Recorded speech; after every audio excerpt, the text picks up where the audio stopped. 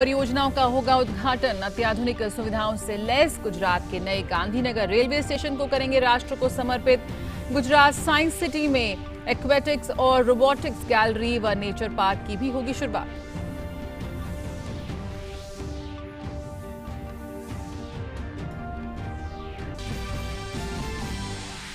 मध्य प्रदेश के विदिशा में बड़ा हादसा, कुएं में करीब 20 लोग गिरे, 4 की मौत। राहत और बचाव अभियान में 19 लोगों को बचाया गया। मुख्यमंत्री शिवराज सिंह ने हादसे की जांच के दिए आदेश, पीड़ितों को मुआवजा देने की भी घोषणा की।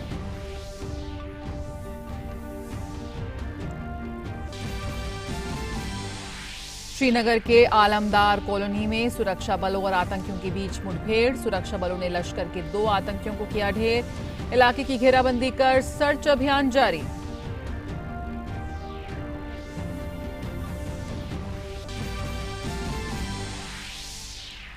विदेश मंत्री एस जयशंकर ने उज्बेकिस्तान में ताशकंद संपर्क सम्मेलन में भारत का किया नेतृत्व। उच्च स्तरीय सम्मेलन का उद्देश्य मध्य एशिया और दक्षिण एशिया के बीच कनेक्टिविटी को महत्वपूर्ण रूप से बढ़ावा देने के लिए एक व्यापक रोड मैप तैयार करना। सम्मेलन से इतर जयशंकर ने प्रमुख नेताओं से की मौजूदा स्थिति पर चर्चा। बांग्लादेश में कोविड संक्रमण की स्थिति गंभीर, महामारी से कल एक दिन में 226 रोगियों की मौत। 21 जुलाई को होने वाले ईद त्योहार को ध्यान में रखते हुए प्रतिबंधों में ढील दी गई। और भाजपा के राष्ट्रीय अध्यक्ष जेपी नड्डा उत्तर प्रदेश भाजपा प्रदेश कार्य समिति की बैठक को संबोधित कर रहे हैं। आइए आपको सीधे लिए चलते हैं। वही हमारे देश के कुछ नेता जिनकी बंद बुद्धि, मंद बुद्धि, छोटी बुद्धि क्या जवाब दे रही थी। वो कह रहे थे ये वैक्सीनेशन, ये we are not, we should not be treated as something like rats. हमें उस तरीके से नहीं ट्रीट करना चाहिए। We are not pygmies, we are not guinea pigs. ये शब्दावली नेताओं ने पैदा की और यह भी कहा कि इसका 3rd ट्रायल नहीं हुआ है। यह भी कहा कि हमको मौत के साए में मत धकेलो। ये काम भारत के विपक्ष के नेताओं ने किया है और आपके उत्तर प्रदेश के नेता ने तो इसको बीजेपी की वैक्सीन बता दी। ये दीगर बात है कि उनके पिताजी ने वो वैक्सीन लगाई और अपने पिताजी के लगाने के बाद बेटे राम भी तैयार हो गए। मित्रों, मैं एक बात कहना चाहता हूं। उन्होंने ऐसे वक्तव्य दे करके अपना स्तर बताया है, किसी और का स्तर नहीं बताया। इनके चश्मे और इनका फ्रेम कितना छोटा है कि एक प्रधानमंत्री भारत के उद्यमियों को प्रेरित करता है, भारत की पूरी ताकत लगाता है, आर्थिक रूप से पूरी ताकत देता है कि भारत अपना वैक्सीन बनाए और 130 करोड़ की जनता के लिए जनवरी 16 को वैक्सीन का कार्यक्रम शुरू कर देता है। और एक तरफ एक नेता इसको बीजेपी की वैक्सीन बताता है। यह उन नेताओं के स्तर को प्रतिलक्षित करता है। जिनकी इतनी छोटी सोच हो वो उत्तर प्रदेश जैसे प्रदेश को संभालेंगे। जो उत्तर प्रदेश, जो देश को दिशा देने वाला प्रदेश है, उसके नेता बनने का मन में इच्छा पालते हैं। ऐसे लोगों को मुंह तोड़ जवाब उत्तर प्रदेश की जनता ने दिया है, आगे भी देगी। इस बात को हमको बताना चाहता हूं। मित्रों, वैक्सीनेशन का जहां तक सवाल है, आज हम 6 से 7 करोड़ वैक्सीनेशन बना रहे हैं। सितंबर महीने तक हम 40 करोड़ के आसपास वैक्सीनेशन बना लेंगे और दिसंबर महीने तक हमारे सारे वैक्सीन मिलाकर के हम 135 करोड़ वैक्सीन तक हम पहुंच जाएंगे। और मैं इसका रोड मैप भी आपको बता देता हूं। कोविशील्ड दिसंबर महीने तक 50 करोड़ वैक्सीन बना लेगी, कोवैक्सीन 40 करोड़ वैक्सीन बना लेगी, कॉर्बेवैक्स ये 30 करोड़ 30 करोड़ बना लेगी, जाइडस कैडिला ये 5 करोड़ बना लेगी और स्पुतनिक ये 10 करोड़ बना लेगी। कुल मिलाकर के 135 करोड़ वैक्सीन तैयार हो जाएगी। मेरा सभी कार्यकर्ताओं से निवेदन है, यह हमारी जिम्मेवारी है कि हम 130 करोड़ जनता में जिन लोगों की उम्र 18 साल से ऊपर है, उन सब लोगों के लिए यह वैक्सीन उनको मुहैया कराना और इसको मॉनिटर करना, उनको प्रेरित करना, यह हमारी जिम्मेवारी होगी। और मैं चाहूंगा कि आप सब लोग इस काम में जुटें। लोग पहली डोज लेने के बाद सेकंड डोज लें, इसकी भी हमको चिंता करनी पड़ेगी। और उत्तर प्रदेश के बारे में अगर मैं बात करूं तो 7.68 लाख डोज 21 जून को आपने पहले दिन ही आपने एडमिनिस्टर किया था। उसी तरीके से आपने लगभग 3 करोड़ 88 लाख डोजेज आपने ले लिए हैं। और 3 करोड़ में फर्स्ट डोज जो है वो 3 करोड़ 26 लाख है और दूसरी डोज जो है वो 62 लाख है। मित्रों, यह भी हमको समझना पड़ेगा।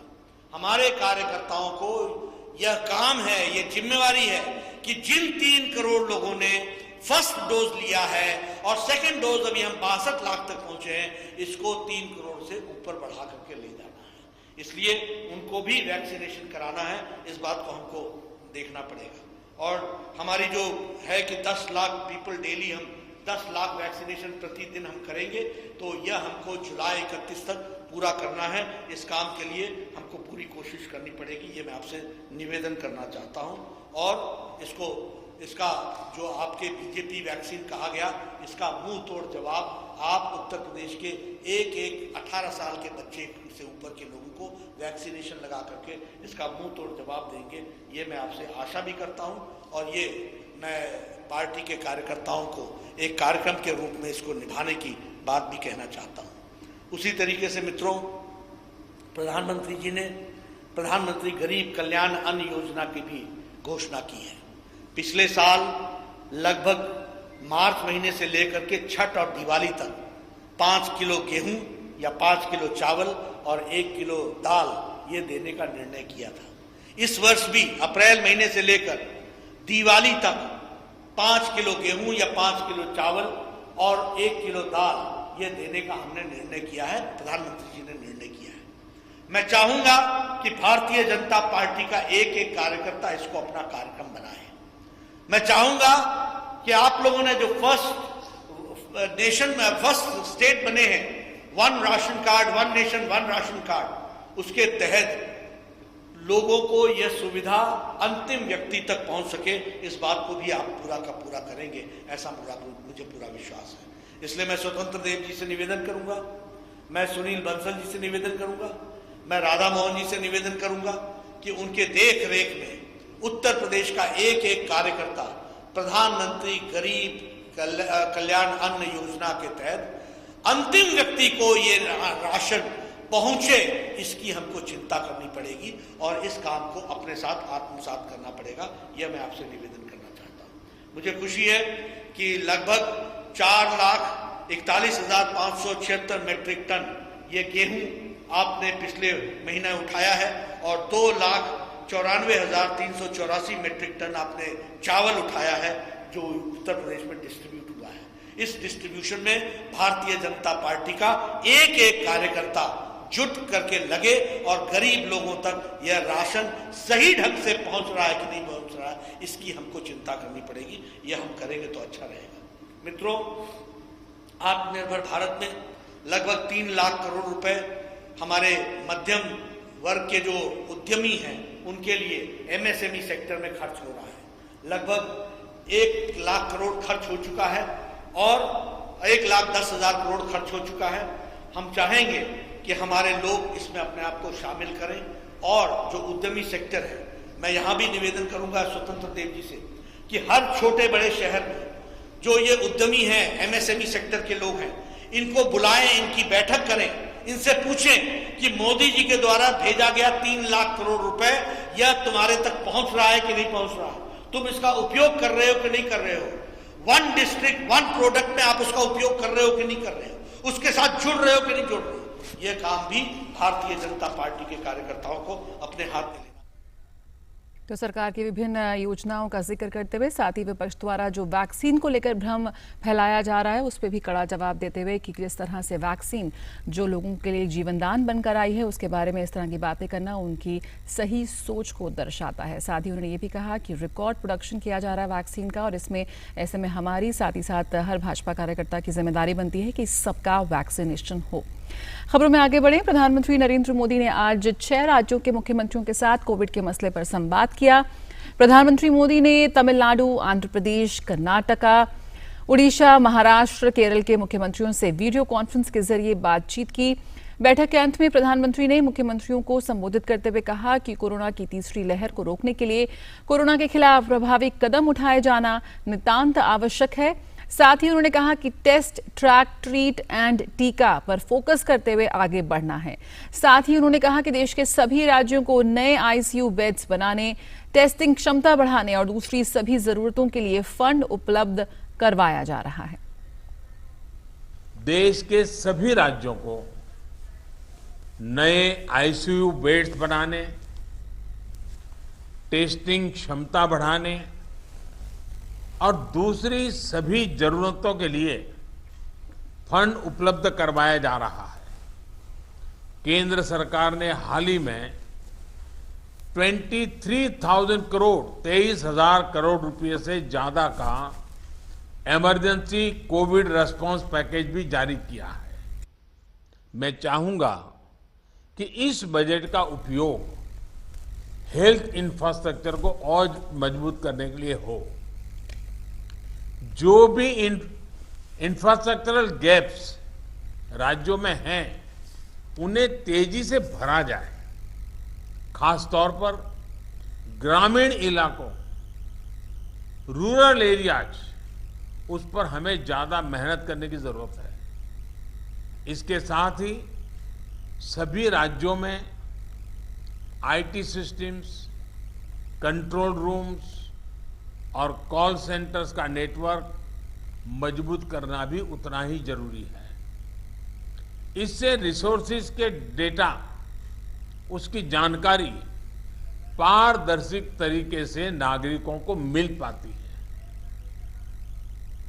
सार्वजनिक स्थलों पर भीड़ लगने से रोकने के लिए हमें सजग, सतर्क और सख्त होना पड़ेगा। सरकार के साथ साथ अन्य राजनीतिक दलों, सामाजिक संगठनों और एनजीओज को, सिविल सोसाइटी को साथ लेकर हमें लगातार लोगों को जागरूक करते रहना है। और देश में कोरोना की स्थिति पर बात करें तो देश में कोरोना वायरस के दैनिक मामलों में लगातार गिरावट दर्ज की जा रही है। स्वास्थ्य और परिवार कल्याण मंत्रालय के मुताबिक देश भर में पिछले 24 घंटों में 38,949 नए मामले दर्ज किए गए हैं, तो वहीं पिछले 24 घंटों में 40,026 मरीज उपचार करवाकर स्वस्थ हो चुके हैं। देश भर में अब तक 3,83,876 लोग ठीक हो चुके हैं। देश में रिकवरी रेट बढ़कर 97.28% हो गया है। सक्रिय मामलों की संख्या 4,30,422 हुई है। साप्ताहिक पॉजिटिविटी रेट वर्तमान में 2.14% है और दैनिक पॉजिटिविटी रेट 1.99% है, जो कि लगातार 25 दिन से 3% से कम बना हुआ है। भारत कोविड-19 के खिलाफ लड़ाई को मजबूत करने के लिए दुनिया का सबसे बड़ा टीकाकरण अभियान चला रहा है। देश में राष्ट्रव्यापी टीकाकरण अभियान के तहत देश में 39 करोड़ 53 लाख से अधिक कोविड टीके लगाए गए हैं, तो वहीं पिछले 24 घंटों में 38,78,000 से अधिक टीके लगाए गए हैं। कोरोना के खिलाफ टीकाकरण अभियान में भारत तेजी से आगे बढ़ रहा है। भारतीय चिकित्सा अनुसंधान परिषद के अनुसार भारत में कल कोरोना के लिए 19,55,910 सैंपल टेस्ट किए गए। वहीं कल तक कुल 44 करोड़ 23,239 सैंपल टेस्ट किए जा चुके हैं। महाराष्ट्र सरकार ने कोरोना वैक्सीन की दोनों खुराक लेने वालों को राहत दी है। राज्य सरकार ने ऐसे लोगों को नेगेटिव आरटी-पीसीआर रिपोर्ट लाने से छूट दे दी है जिन्होंने वैक्सीन की दोनों खुराक ले ली हैं। अब दोनों खुराक ले चुके लोग महाराष्ट्र में बिना आरटी-पीसीआर रिपोर्ट के यात्रा कर सकेंगे। महाराष्ट्र सरकार ने घरेलू और अंतर्राष्ट्रीय हवाई यात्रा करने वाले यात्रियों को भी छूट दी है। अब हवाई मार्ग से महाराष्ट्र की यात्रा करने वाले लोग जिन्होंने कोविड-19 वैक्सीन की दोनों खुराक ले ली है, तो आपको हवाई अड्डे पर आरटी-पीसीआर परीक्षण की नेगेटिव रिपोर्ट दिखाने की आवश्यकता नहीं होगी। यात्रियों को छूट देने के अलावा राज्य सरकार ने साफ किया है कि सभी लोगों को कोरोना नियमों का पालन करना होगा।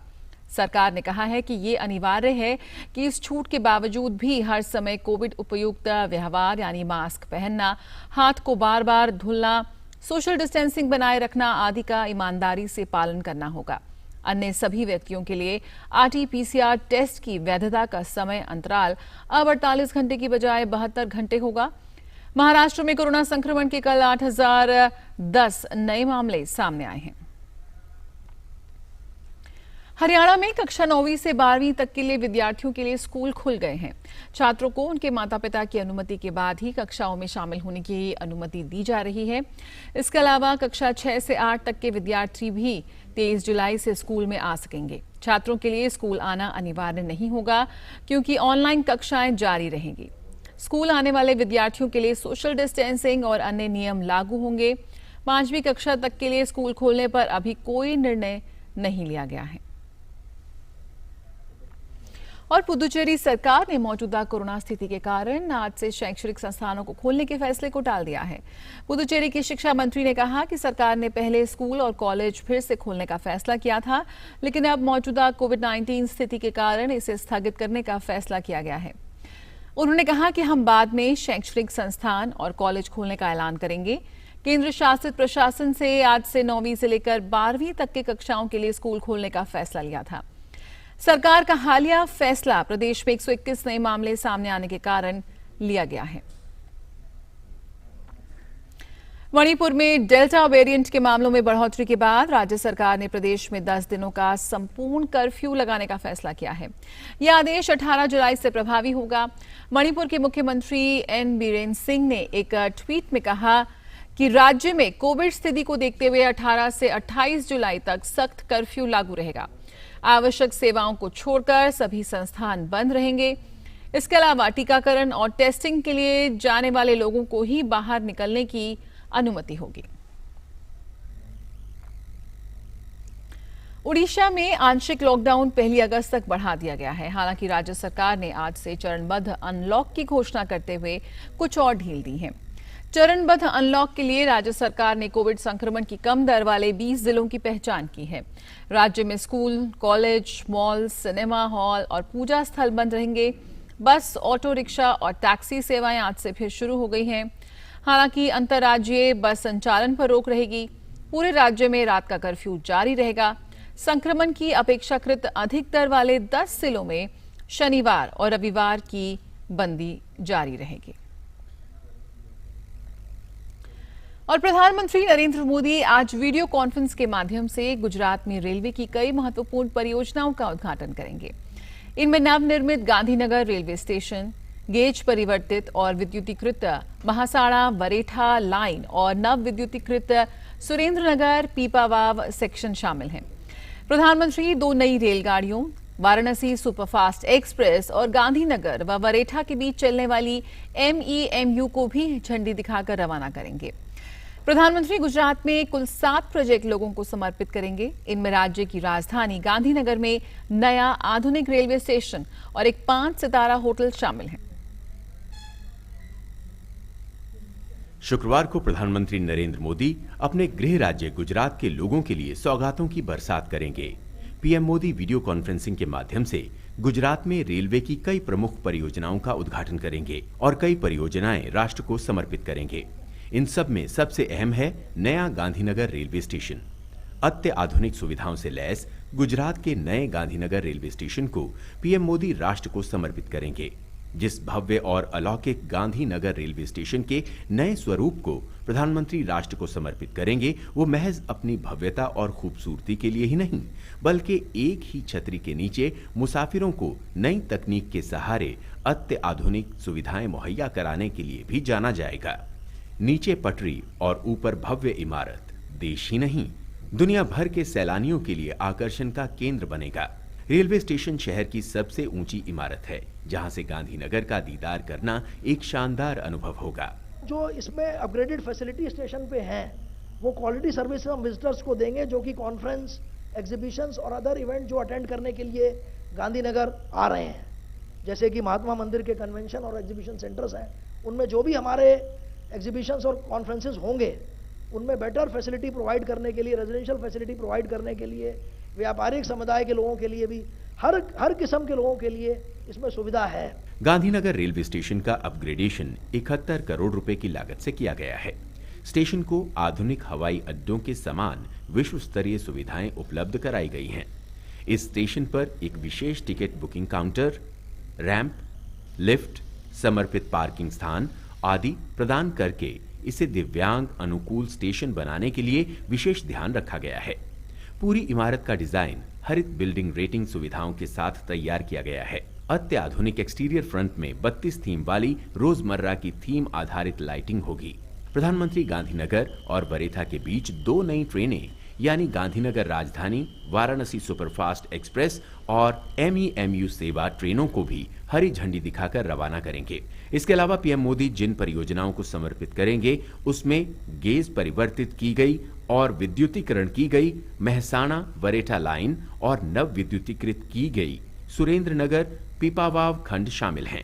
मेहसाणा बरेठा सेक्शन पर एक प्रमुख स्टेशन वडनगर है, जिसे वडनगर मोढेरा पाटन हेरिटेज सर्किट के अंतर्गत विकसित किया गया है। वडनगर स्टेशन की इमारत को पत्थर की नक्काशी का इस्तेमाल करके सुंदर ढंग से डिजाइन किया गया है। वडनगर शहर और तालुका की जनता में बहुत खुशी है और यह ट्रेन चालू होने से जनता को खर्च भी कम होगा और टाइम भी बचेगा और अद्यतन मुसाफरी मिलेगी।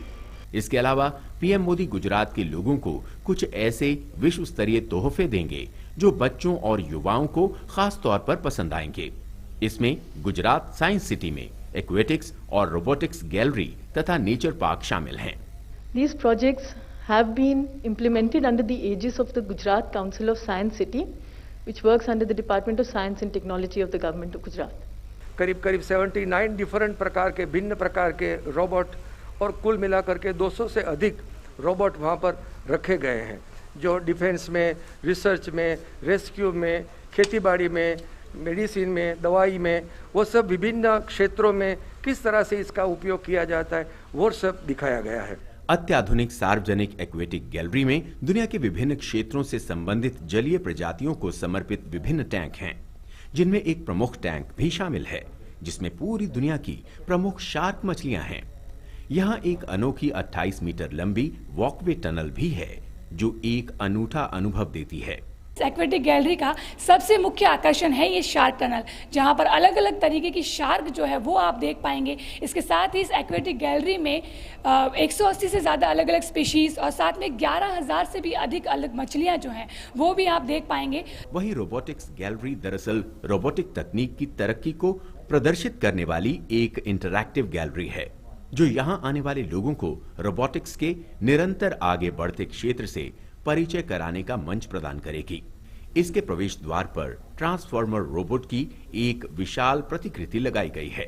इस गैलरी में एक अनूठा आकर्षण एक रिसेप्शन ह्यूमनॉइड रोबोट है जो खुशी, आश्चर्य और उत्तेजना जैसी भावनाओं को व्यक्त करते हुए यहाँ आने वाले लोगों से संचार करता है। प्रधानमंत्री गुजरात के लोगों को नेचर पार्क की भी सौगात देंगे। इस पार्क में mist garden, chess garden, selfie point, sculpture park और आउटडोर मार्ग सहित कई खूबसूरत विशेषताएं हैं। इसमें बच्चों के लिए डिजाइन की गई दिलचस्प भूल भुलैया भी है। इस पार्क में वैज्ञानिक जानकारी से भरपूर प्राचीन mammoth, terror bird, sabre tooth lion जैसे विलुप्त जानवरों की विभिन्न मूर्तियां भी नजर आती हैं। यानी प्रधानमंत्री भले ही दिल्ली में हों, लेकिन वो गुजरात के लोगों को जो सौगातें देंगे वो न केवल राज्य के बुनियादी ढांचे को मजबूत करेंगी, बल्कि गांधीनगर और अहमदाबाद को दुनिया के अत्याधुनिक शहरों में शुमार करने में मददगार होंगी। गुजरात के गांधीनगर का नया रेलवे स्टेशन विश्व स्तरीय अत्याधुनिक सुविधाओं से लैस होगा, जो सिर्फ हिंदुस्तान के लिए नहीं बल्कि दुनिया भर के मुल्क के लोगों के लिए नजीर पेश करेगा। ऐसे प्रयोग देश के अन्य हिस्सों में होंगे तो भारतीय रेल का कायाकल्प निश्चित रूप से होगा। कैमरामैन राकेश के साथ राजेश राज, डीडी न्यूज, दिल्ली। और रेल मंत्री अश्विनी वैष्णव ने कहा कि नवनिर्मित गांधीनगर कैपिटल रेलवे स्टेशन में सभी आधुनिक सुविधाएं मौजूद हैं। उन्होंने कहा कि सरकार का मिशन लोगों की आकांक्षाओं को पूरा करना है।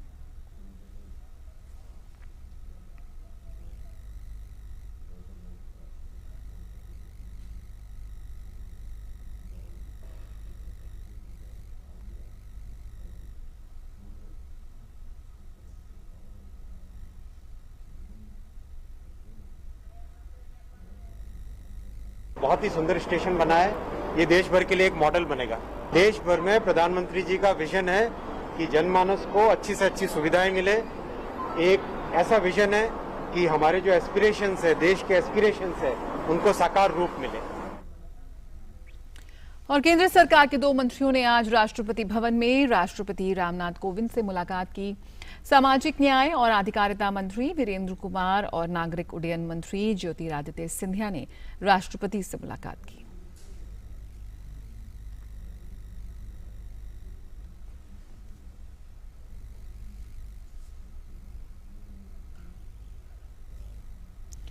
मध्य प्रदेश के विदिशा जिले में गंजब सौदा इलाके में कुआं धंस जाने के कारण कम से कम 20 लोग उसमें गिर गए। हादसे में 4 लोगों की मौत हुई है और 19 से ज्यादा लोगों को बचा लिया गया है। एनडीआरएफ और एसडीआरएफ की टीमें देर रात से बचाव कार्य में जुटी हुई हैं। जानकारी के मुताबिक एक बच्ची को बचाने के दौरान यह हादसा हुआ। कुएं की गहराई 30 फुट बताई जा रही है। बचाव अभियान के दौरान एक ट्रैक्टर भी कुएं में गिर गया, जिसमें 4 पुलिसकर्मी सवार थे, जिनमें 3 पुलिसकर्मियों को बचा लिया गया है। मुख्यमंत्री शिवराज सिंह चौहान ने वरिष्ठ अधिकारियों ने घटनास्थल का निरीक्षण किया। उन्होंने बताया कि राहत कार्य अभी जारी है। घटना दुर्भाग्यपूर्ण है। अभी 3 शव मिले हैं। हमने तय किया कि पीड़ित मृतकों के जो परिवार हैं उनको तत्काल 5-5 लाख रुपए की सहायता राशि दी जाएगी। घायलों के उपचार की पूरी व्यवस्था करा रहे हैं। 50-50 हजार रुपए की राशि उनको देने का फैसला किया है। इलाज के लिए और कोई ज़रूरत होगी तो वो भी पूरी करेंगे। पीड़ित परिवार के साथ सरकार खड़ी है और आगे भी जो ज़रूरत होगी उन परिवारों को की हम पूरी करेंगे। लेकिन अभी तो हमारी प्राथमिकता है कि हम इस ऑपरेशन को जल्दी से जल्दी पूरा करके लोगों को निकाल लें। उसमें पूरी शिद्दत के साथ, पूरी गंभीरता से दिन और रात पूरी टीम मंत्री सहित लगी हुई है। और श्रीनगर के आलमदार कॉलोनी में सुरक्षा कर्मियों और आतंकियों के बीच मुठभेड़ जारी है। मुठभेड़ में सेना को सफलता मिली है। जम्मू कश्मीर पुलिस के अनुसार 2 लश्कर आतंकवादी मारे गए हैं। सीआरपीएफ और पुलिस ने पूरे इलाके की घेराबंदी की हुई है। और श्रीनगर में हुई मुठभेड़ पर जम्मू कश्मीर के आईजीपी विजय कुमार ने कहा कि जून महीने में जम्मू कश्मीर में हुई 3 घटनाओं के पीछे दोनों आतंकियों का जो हाथ था वो आज इस मुठभेड़ में मारे गए। जैसा हम जानते हैं कि हम सब की जून मंथ में 3 इंसिडेंट हुआ था, जिसमें सबसे पहले हमारे पुलिस के जावेद अहमद थे कांस्टेबल, उस पर अटैक कर दिए, उसमें शहीद हो गए थे। उसके 2 दिन के बाद एक मोबाइल शॉप ओनर था उमर नजीर, उस पर अटैक किया था दुकान पर, वो मारे गए थे। उसका बरबरसा चौक पर ग्रेनेड थ्रो किया था, उसमें एक सिविलियन मारे गए थे, 3 सिविलियन जख्मी हो गए थे। ये तीनों मॉड्यूल इंसिडेंट में ये दोनों का हाथ था। हम लोग इसको ट्रैक कर रहे थे। जब कल कंफर्म हो गया इन्फॉर्मेशन पिन पॉइंट, तो फिर सीआरपी पुलिस ने जाके उसको कोडन किया। कोडन करते ही अंदर से फायर आया। फिर हम लोगों ने उनको बोले कि सरेंडर कर जाओ, अपील किए, नहीं माना। फिर उसके बाद इनकाउंटर शुरू हो गया, जिस इनकाउंटर में दोनों मारे गए। एक बड़ी सफलता यहाँ पे सुरक्षा बलों के हाथ। और लोगों को स्वस्थ रहने के लिए जागरूक करने और पारंपरिक चिकित्सा पद्धति को बढ़ावा देने के लिए केंद्र सरकार ने राष्ट्रीय आयुष मिशन को 2026 तक बढ़ा दिया है। 2023 तक देश भर में 12,000 से अधिक Ayush health and wellness centre खोले जाएंगे, ताकि लोगों को उनके घर के पास ही आयुष चिकित्सा पद्धति का लाभ मिल सके। इन केंद्रों पर लोगों को स्वस्थ रहने पर जोर दिया जाएगा।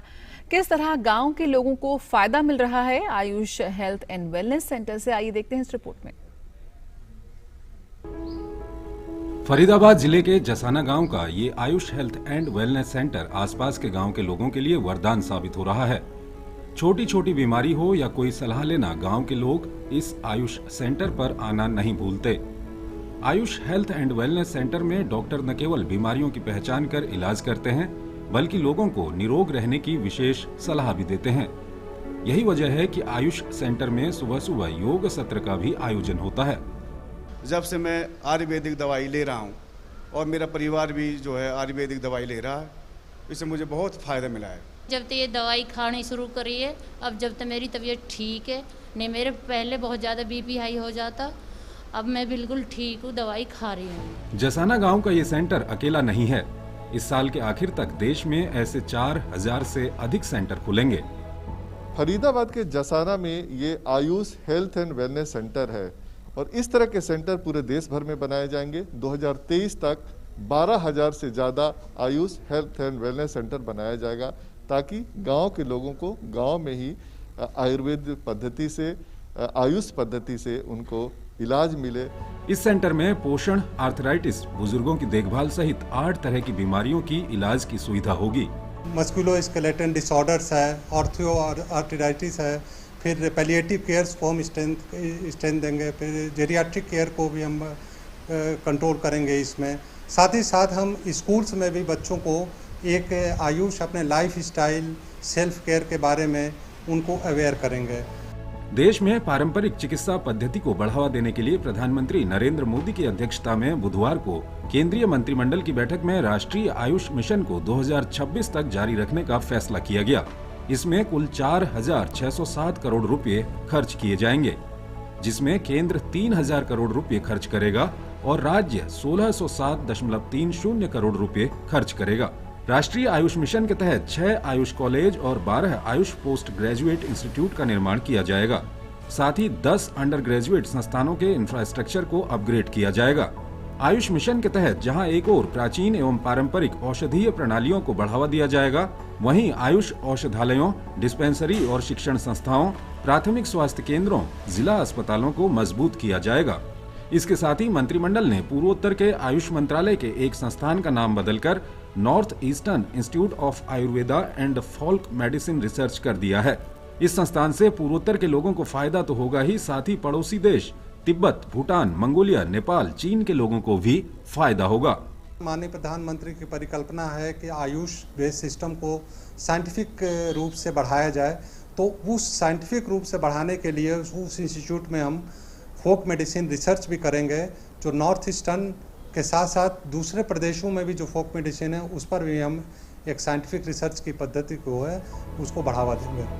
2014 में जब आयुष मंत्रालय बना था तो 2014 से 2020 तक आयुष मिशन का पहला फेज सफलतापूर्वक चला और ये दूसरा फेज पारंपरिक चिकित्सा पद्धति को जन जन तक लोकप्रिय करेगा। साथ ही लोगों को स्वास्थ्य के प्रति जागरूक करने, बीमारी के बोझ को कम करने में अहम भूमिका निभाएगा।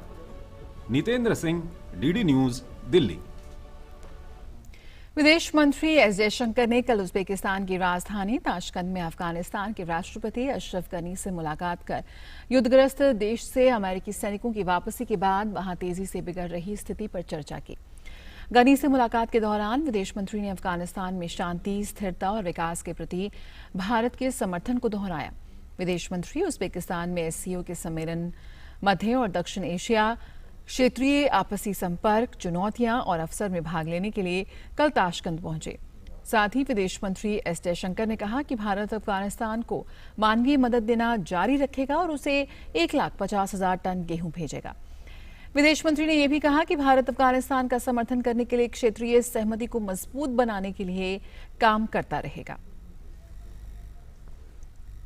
इस दौरान विदेश मंत्री एस जयशंकर ने अफगानिस्तान के लिए अमेरिका के विशेष दूत जलमय खलीलजाद और अमेरिकी उपराष्ट्रीय सुरक्षा सलाहकार एलिजाबेथ शेरवुड रैंडल से अफगानिस्तान के घटनाक्रम पर विचार विमर्श किया।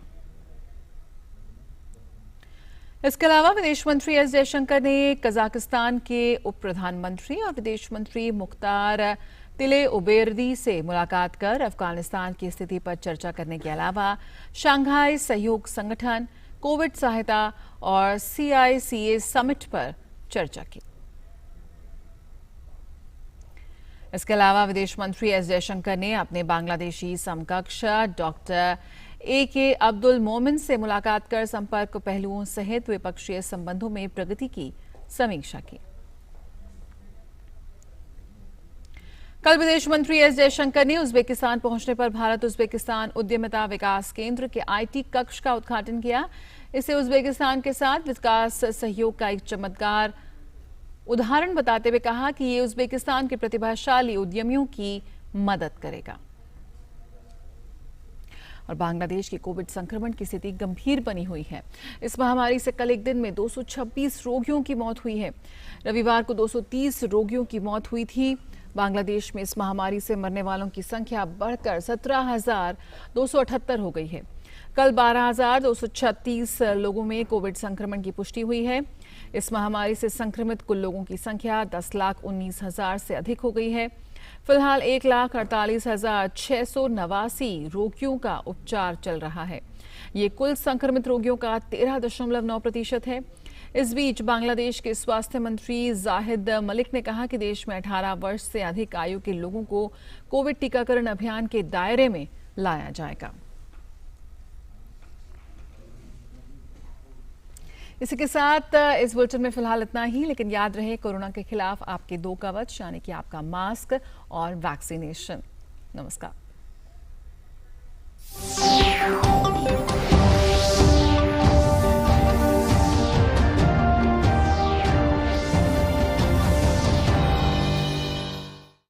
कोरोना से बचाव के उपाय। आपस में कम से कम 1 मीटर की दूरी रखें। हाथों को बार बार साबुन और पानी से धोएं। 60% अल्कोहल आधारित सैनिटाइजर का प्रयोग करें। मास्क से चेहरे को ढक कर रखें। छींकते या खांसते समय नाक और मुंह को रुमाल या टिश्यू से ढकें। प्रयोग किए गए टिश्यू को तुरंत कूड़ेदान में डालें। सामाजिक आयोजनों और भीड़-भाड़ वाली जगहों से दूर रहें।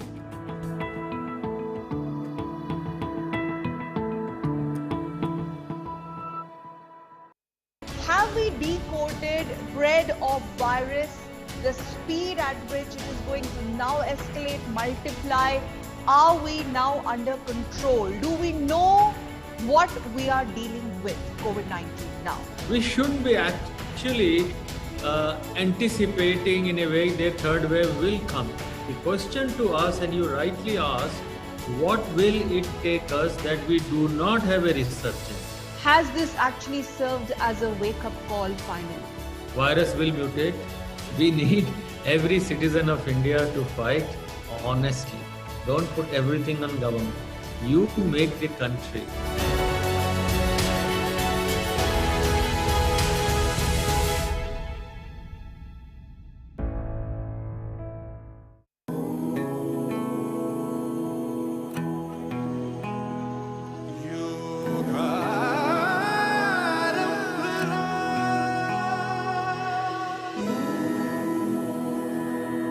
सांसों में छिपा है ये, पुरखों की कृपा है ये, दिखलाएगा रास्ता। अथ योगानुशासनम, अथ योगानुशासनम। दुनिया में प्रसिद्ध जो, अपने आप सिद्ध जो, रखना इस पे आस था। अथ योगानुशासनम, योगानुशासनम। योगारंभ हो, योगारंभ हो, योगारंभ हो, योगारंभ हो। विश्व को भेंट दी हमने योग है। योगारंभ हो,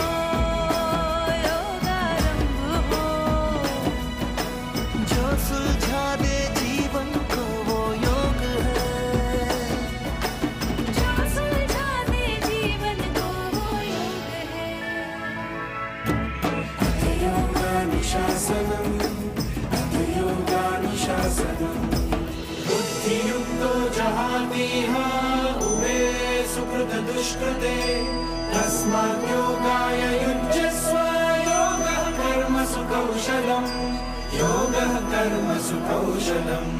अथ योगानुशासनम्, अथ योगानुशासनम्। भारत ने ही योग सिखाया, जग में फैलाया। विश्व ने अपनाया, नियंत्रण आया रोग पे। विश्व ने जैसे है पाया जो अधिकार ये, अब आरोग्य पे है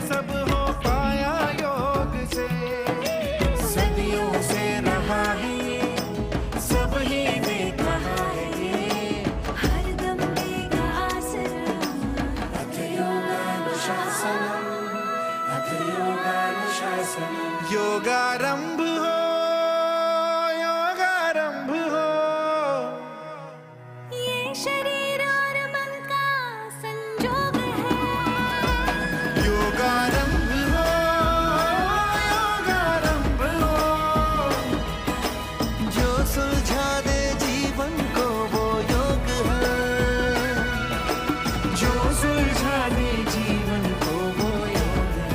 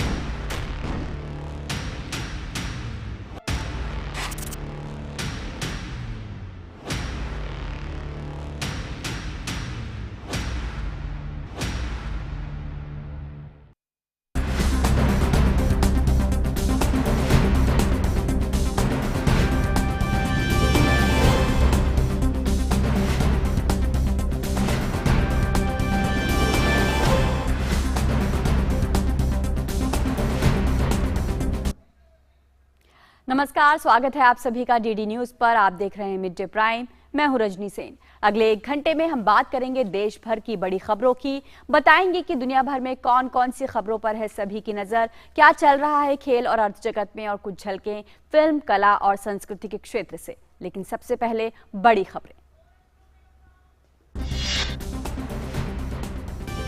प्रधानमंत्री ने तमिलनाडु, आंध्र प्रदेश, कर्नाटक, ओडिशा, महाराष्ट्र और केरल के मुख्यमंत्रियों के साथ वीडियो कॉन्फ्रेंसिंग के माध्यम से कोविड-19 की स्थिति पर की चर्चा। पीएम ने टेस्ट, ट्रैक, ट्रीट, वैक्सीनेट करने पर दिया जोर।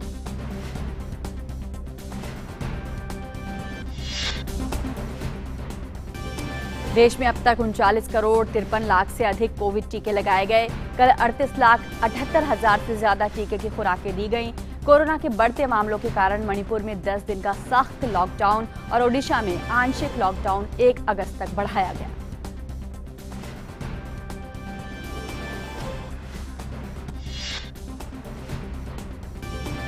प्रधानमंत्री नरेंद्र मोदी आज गुजरात के लोगों को देंगे सौगातें। रेलवे की कई प्रमुख परियोजनाओं का होगा उद्घाटन। अत्याधुनिक सुविधाओं से लैस गुजरात के नए गांधीनगर रेलवे स्टेशन को करेंगे राष्ट्र को समर्पित। गुजरात साइंस सिटी में एक्वेटिक्स और रोबोटिक्स गैलरी और नेचर पार्क की भी होगी शुरुआत।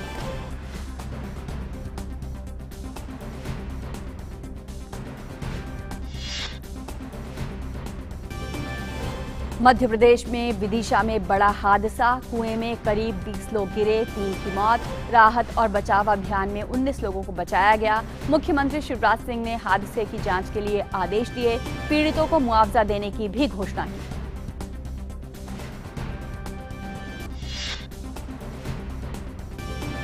श्रीनगर के आलमदार कॉलोनी में सुरक्षा बलों और आतंकियों के बीच मुठभेड़। सुरक्षा बलों ने लश्कर के 2 आतंकियों को मार गिराया। इलाके की घेराबंदी कर सर्च अभियान जारी।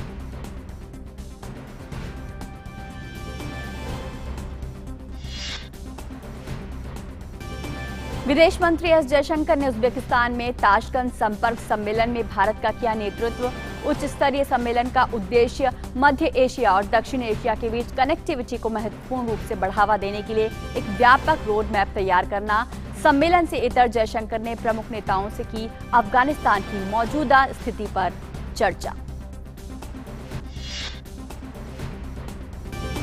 बांग्लादेश में कोविड संक्रमण की स्थिति गंभीर, महामारी से कल एक दिन में 226 रोगियों की मौत 21 जुलाई को होने वाले ईद त्योहार को ध्यान में रखते हुए प्रतिबंधों में दी गई थी।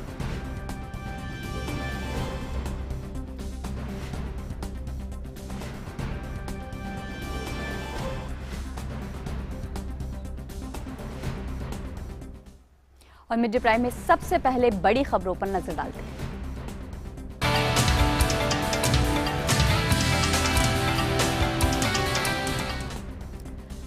इस वक्त एक बड़ी खबर आ रही है अफगानिस्तान से। भारत में अफगानिस्तान के राजदूत ने फरीद मनमुजई ने एक ट्वीट कर बताया है कि कंधार में भारतीय पत्रकार और पुलित्जर पुरस्कार विजेता दानिश सिद्दीकी के मारे जाने पर ट्वीट किया है उन्होंने। और इस पर और जानकारी के लिए हमारे साथ हमारे संवाददाता अमृतपाल सिंह जुड़ रहे हैं। अमृत, ये एक बड़ी दुखद खबर अफगानिस्तान की तरफ से आई है, एक पत्रकार की वहां पर हत्या की गई है, और क्या ज्यादा जानकारी है, किसने इसकी जिम्मेदारी ली है? देखिए, तालिबान ने ये हत्या की है। ये इंडियन फोटो जर्नलिस्ट हैं दानिश सिद्दीकी। ये एक पुलित्जर प्राइज विनर हैं। ये अफगान सिक्योरिटी फोर्सेस के साथ एम्बेडेड थे और जो अफगान एम्बेसडर टू इंडिया है, जैसे आपने बताया, फरीद उन्होंने ये ट्वीट करके ये जानकारी दी है कि कल रात कंधार में तालिबान के अटैक के बाद इनकी हत्या हुई। इन्होंने रिसेंटली रिपोर्ट किया था अफगान स्पेशल फोर्सेस के मिशन पर, जहां अफगान स्पेशल फोर्सेस एक अफगान पुलिसमैन को जो कट ऑफ हो गए थे उनको बचाने की कोशिश कर रहे थे, जो काफ़ी घंटों तक तालिबान से लड़ते रहे। तो उनकी जो फोटोज थी वो वहाँ के स्पिन बोल्दाक में जो चेक पॉइंट इन्होंने कैप्चर किया है तालिबान ने, वहाँ से था। पर उसके बाद जब तालिबान ने स्पिन बोल्दाक कैप्चर कर लिया तो दानिश सिद्दीकी भी उनके कब्जे में आ गए और कल रात तालिबान ने उनकी हत्या कर दी कंधार में के स्पिन बोल्दाक डिस्ट्रिक्ट में। बिल्कुल एक कायराना कृत्य है ये, और अफगानिस्तान इस वक्त बड़ी उथल पुथल के दौर से गुजर रहा है। अमेरिका और ब्रिटेन की सेनाओं की वापसी के बाद वहां पर हिंसा की घटनाएं हम लगातार देख रहे हैं और बढ़ती जा रही है। वहां का आम नागरिक भी दुखी है, सेना परेशान है, और अब जो हरकत ये तालिबान ने की है एक तरीके से भारत के लिए एक बड़ा सदमा और दुख की, और एक तरीके से चुनौती के रूप में सामने आया है। हाँ जी, तालिबान तो इंक्रीज कर ही रहा है अपनी प्रेजेंस, और अब उन्होंने बॉर्डर पॉइंट जो पाकिस्तान के साथ है, जो चमन बालूचिस्तान में कनेक्ट करता है, उसको की बॉर्डर पॉइंट को कैप्चर कर लिया है। वहाँ पर अफगान फोर्सेस को उन्होंने गिरा दिया। आपको पता है कि पिछले हफ्ते जब कंधार में तालिबान ने डिस्ट्रिक्ट्स कैप्चर करने शुरू किए तो इंडियन जो कॉन्सुलेट जनरल है वहाँ से हमारी सिक्योरिटी पर्सनल और डिप्लोमेटिक स्टाफ को इवैक्यूएट किया गया, करीब 50 के आसपास। हालांकि हमारी जो भारत की जो कॉन्सुलेट है वो अभी फंक्शनल है, पर लोकल अफगान स्टाफ के साथ। तो तालिबान इंक्रीज कर रहा है। तालिबान इंडियंस को कोई बहुत अच्छे उससे नहीं देखता। तो ये इंडियन एम्बेसी इन काबुल ने भी ये 2 हफ्ते पहले जारी की थी एडवाइजरी के इंडियंस को नॉन एसेंशियल ट्रैवल बंद कर देनी चाहिए अफगानिस्तान में। तो तालिबान का जो बढ़ता हुआ उनका इंक्रीजिंग जो डिस्ट्रिक्ट्स को कंट्रोल कर रहे हैं अफगान फोर्सेस के साथ, ये एक समस्या है ही। एक विदेश मंत्री इस वक्त उज़्बेकिस्तान में हैं और अफगानिस्तान पर बात हो रही है। अफगानिस्तान पर जब वो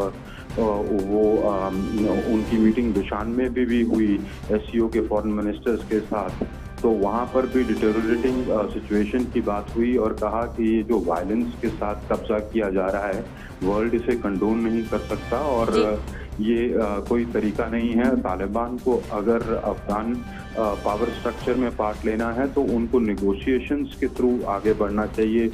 इस्तांबुल प्रोसेस के थ्रू, मॉस्को फॉर्मेट के थ्रू, दोहा फॉर्मेट के थ्रू, पर जिस तरह से वो जबरन कब्जा कर रहे हैं अफगानिस्तान में, ये पूरी दुनिया के लिए एक चिंता का विषय है। बिल्कुल, और इस वक्त जो ट्वीट हम आपको दिखा रहे हैं वो फरीद मामुनजई का ट्वीट है, अफगान के राजदूत हैं। उन्होंने लिखा है, deeply disturbed by the sad news of the killing of a friend Danish Siddiqui in Kandahar last night. The Indian journalist and winner of Pulitzer Prize was embedded with Afghan security forces. I met him 2 weeks ago before his departure to Kabul. Condolence to his family and Reuters. अमृत, पत्रकार जो हैं, media कर्मी जो हैं, वो दुनिया के किसी भी कोने में जब काम करते हैं तो अपने देश के प्रतिनिधित्व से ऊपर वो मानवता के लिए काम कर रहे होंगे। तालिबान ने जो ये कृत्य किया है उसका कोई एथिक, कोई नैतिकता नजर नहीं आती है और हिंसा केवल उसके खून में है, हिंसा के साथ उसे आगे बढ़ना है। जी, उनका जो आउटलुक है बेसिकली यहीं से एमिनेट करता है। जर्नलिस्ट वॉर जोन्स में ऑपरेट करते हैं, जो डिफरेंट फैक्शंस होती हैं या अलग अलग लड़ाकू होते हैं, वो जनरली मीडिया या जर्नलिस्ट को कुछ कहते नहीं हैं क्योंकि वो रिपोर्ट कर रहे होते हैं फैक्चुअली सिचुएशन वहाँ की। दानिश सिद्दीकी को तालिबान के खिलाफ कुछ नहीं था, वो सिचुएशन रिपोर्ट कर रहे थे। पर ये हमने देखा है कि ऐसी फोर्सेस एग्जीक्यूट करती हैं जर्नलिस्ट को। पास्ट में भी हमने देखा है कई जगहों पे पाकिस्तान में जर्नलिस्ट एग्जीक्यूट हुए हैं। तो ये एक दुखद पॉइंट है कि जर्नलिस्ट को या मीडिया को जो इंडिपेंडेंटली रिपोर्ट कर रहे होते हैं, हालांकि ये रॉयटर्स के साथ थे, पर एम्बेडेड थे सिक्योरिटी फोर्सेस की के अफगान सिक्योरिटी फोर्सेस के साथ। पर एम्बेडेड का मतलब ये होता है कि जैसे वो बढ़ रही हैं आप उनके साथ बढ़ रहे हैं, वो फैसिलिटेट कर रहे हैं, पर ये कोई साइड्स नहीं लेते हैं। पर तालिबान ने एग्जीक्यूट किया तो बहुत दुखद बात है। निश्चित तौर पर न केवल पत्रकार और मीडिया बिरादरी के लिए बल्कि पूरे विश्व की राजनीति के लिए, पूरे विश्व के अमन के लिए ये घटना बेहद दुखद और एक खतरे के रूप में सामने आई है। बहुत बहुत शुक्रिया अमृता आपका हमारे साथ जुड़ने के लिए। और प्रधानमंत्री ने आज वीडियो कॉन्फ्रेंसिंग के माध्यम से कोविड की स्थिति पर तमिलनाडु, आंध्र प्रदेश, कर्नाटक, ओडिशा, महाराष्ट्र और केरल के मुख्यमंत्रियों के साथ संवाद किया। प्रधानमंत्री ने कहा कि टेस्ट, ट्रैक, ट्रीट और टीके की हमारी रणनीति फोकस करते हुए हम आगे बढ़ेंगे। माइक्रो कंटेनमेंट जोन पर हमें विशेष ध्यान देना होगा। साथ ही जिन जिलों में सकारात्मकता दर ज्यादा है, जहां से नए मामले ज्यादा आ रहे हैं, वहां उतना ही ज्यादा फोकस करने की जरूरत है। तीसरी लहर को रोकने के लिए कोरोना के खिलाफ प्रभावी कदम उठाया जाना नितांत आवश्यक है। इस दिशा में स्ट्रैटेजी वही है, टेस्ट, ट्रैक, ट्रीट एंड टीका। इसी वैक्सीन की हमारी रणनीति फोकस करते हुए हमें आगे बढ़ना है। माइक्रो कंटेनमेंट जोन्स पर हमें विशेष ध्यान देना होगा। जिन जिलों में पॉजिटिविटी रेट ज्यादा है, जहां से नंबर ऑफ केसेस ज्यादा आ रहे हैं, वहां उतना ही ज्यादा फोकस भी होना चाहिए। पूरे प्रदेश में टेस्टिंग को ज्यादा से ज्यादा बढ़ाया जाना चाहिए। उन्होंने आगे कहा कि देश के सभी राज्यों को नए आईसीयू बेड्स बनाने, टेस्टिंग क्षमता बढ़ाने और दूसरी सभी जरूरतों के लिए फंड उपलब्ध करवाया जा रहा है। केंद्र सरकार ने हाल ही में 23,000 करोड़ रुपए से ज्यादा का इमरजेंसी कोविड रिस्पांस पैकेज भी जारी किया है। देश के सभी राज्यों को नए आईसीयू बेड्स बनाने, टेस्टिंग क्षमता बढ़ाने और दूसरी सभी जरूरतों के लिए फंड उपलब्ध करवाया जा रहा है। केंद्र सरकार ने हाल ही में 23,000 करोड़ 23,000 करोड़ रुपए से ज्यादा का इमरजेंसी कोविड रिस्पांस पैकेज भी जारी किया है। मैं चाहूंगा कि इस बजट का उपयोग हेल्थ इंफ्रास्ट्रक्चर को और मजबूत करने के लिए हो। जो भी इंफ्रास्ट्रक्चरल गैप्स राज्यों में हैं, उन्हें तेजी से भरा जाए। खास तौर पर ग्रामीण इलाकों, रूरल एरियाज, उस पर हमें ज्यादा मेहनत करने की जरूरत है। इसके साथ ही सभी राज्यों में आईटी सिस्टम्स, कंट्रोल रूम्स और कॉल सेंटर्स का नेटवर्क मजबूत करना भी उतना ही जरूरी है। इससे रिसोर्सेज के डेटा, उसकी जानकारी पारदर्शी तरीके से नागरिकों को मिल पाती है। प्रधानमंत्री ने कहा कि सार्वजनिक जगहों पर भीड़ लगने से रोकने के लिए हमें सजग, सतर्क और सख्त होना पड़ेगा। साथ ही लगातार जागरूकता भी फैलानी होगी। सार्वजनिक स्थलों पर भीड़ लगने से रोकने के लिए हमें सजग, सतर्क और सख्त होना पड़ेगा।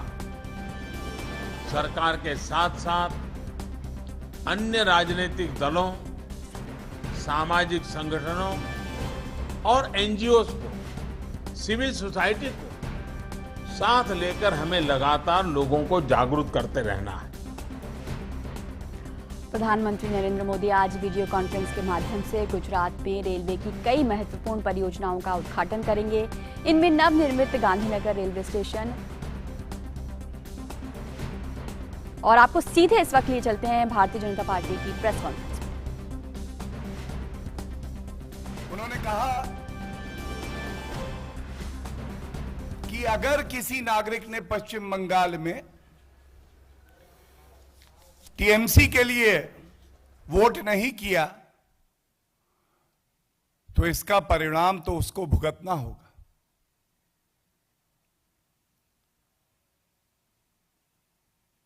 कोई भी देश, प्रदेश संविधान और कानून से चलता है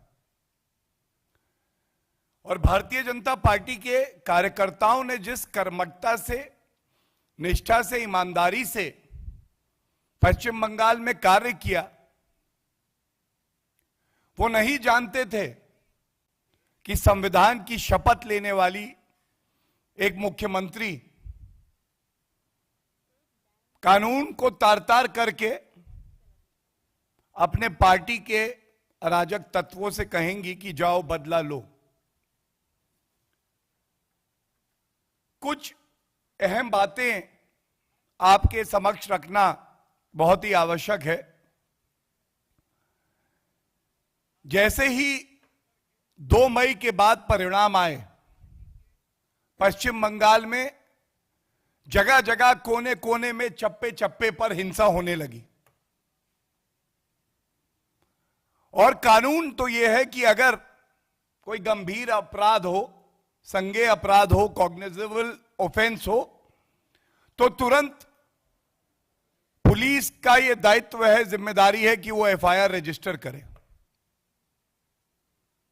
एफआईआर रजिस्टर करना तो दूर, ममता बनर्जी के राज में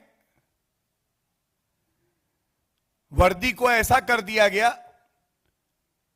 कि वो एक व्यक्ति विशेष की सेवा करने लगी। और इसी क्रम में माननीय सर्वोच्च न्यायालय ने कई याचिकाओं में संज्ञान लिया और कलकत्ता हाईकोर्ट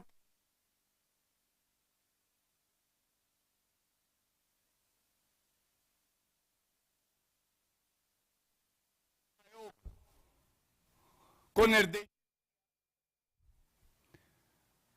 कि ये जो याचिकाओं में सूचना आ रही है, ये मन को दहलाने वाली और कलकत्ता व्यथित करने वाली भी, कृपया करके एक विस्तृत रिपोर्ट जो सही तथ्य हैं वो हमारे समक्ष रखिए। और ये नेशनल ह्यूमन राइट कमीशन की रिपोर्ट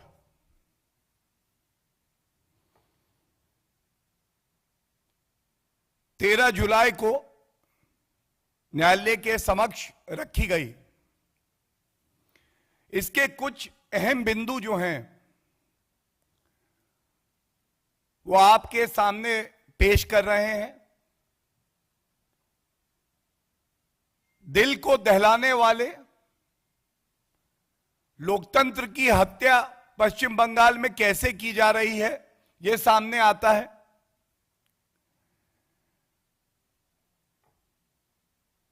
(1979) कंप्लेंट्स रिसीव हुई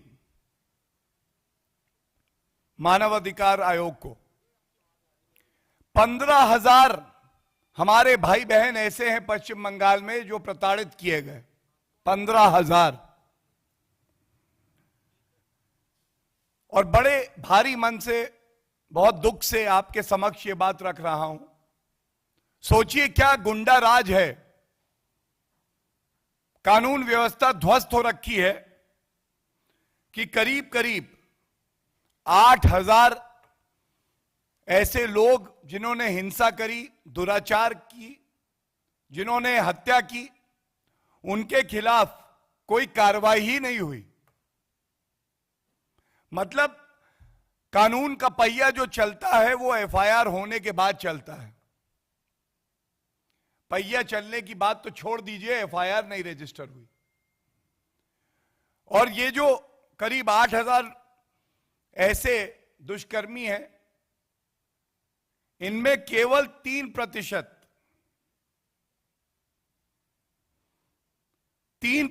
ऐसे लोग हैं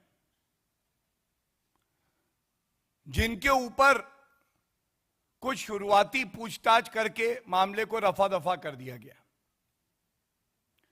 97% तो इनमें ऐसे हैं जो अभी भी खुला घूम रहे हैं। इस रिपोर्ट में एक बात और कही गई कि आज पश्चिम बंगाल में डर और भय का माहौल है। वहां का नागरिक डरा हुआ है। और ऐसा इसलिए है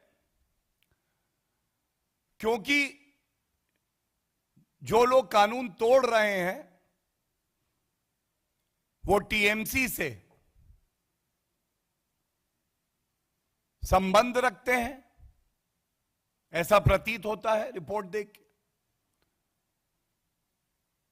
उनको पॉलिटिकल पैट्रनेज मिल रहा है, राजनीतिक संरक्षण मिल रहा है। पुलिस जो है अपनी जिम्मेदारी का निर्वहन करने में पूरी तरह से असमर्थ रही, फेल हुई। और रिपोर्ट के कुछ अंश जो हमें पता चले, मीडिया में आए, तो यह भी कहना गलत नहीं होगा कि this was state sponsored violence. जिस सरकार को जनता का सुरक्षा कवच बनना था, अपराधियों को जेल में डालना था, वो सरकार अपराधियों के साथ जाके खड़ी हो जाती। ममता बनर्जी जी को इस बात की चिंता नहीं कि आम नागरिक प्रताड़ित हो रहा है। और दुख की बात यह है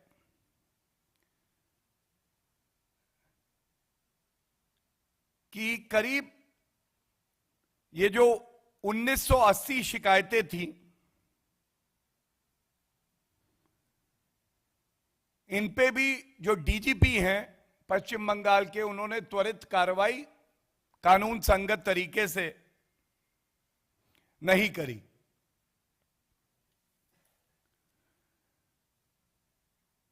पश्चिम बंगाल की धरती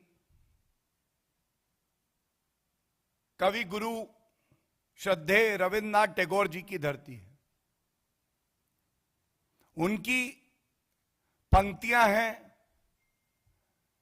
जहां मन निर्भय है और सिर ऊंचा है। और आज ऐसा लगता है पश्चिम बंगाल की हालत यह है जहां मन में भय है और हमारा शीश, हमारा सर शर्म से झुका हुआ है। ममता बनर्जी जी, आपको इस रिपोर्ट का संज्ञान लेना चाहिए। और इस रिपोर्ट में जो एक मुख्य बात और कही गई है कि एक निष्पक्ष जांच जिससे जनता का विश्वास जीता जाए, यह आपके प्रदेश में पुलिस द्वारा संभव नहीं है। इसलिए सिफारिश की गई है रिपोर्ट में कि सीबीआई या कोई और निष्पक्ष एजेंसी, स्पेशल इन्वेस्टिगेटिंग टीम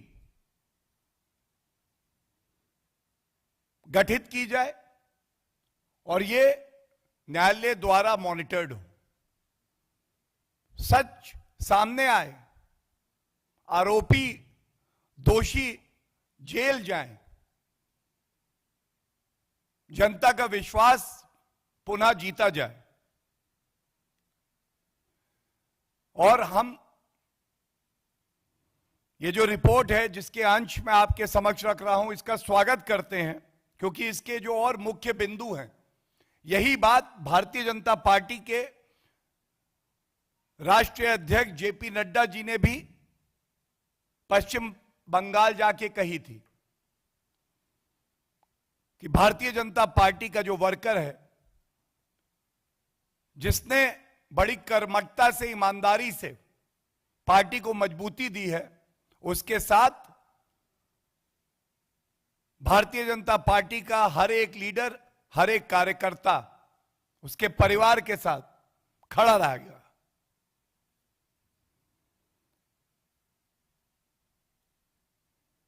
इस रिपोर्ट में कहा गया है कि वहां के हालात दिन पर दिन और बिगड़ रहे हैं।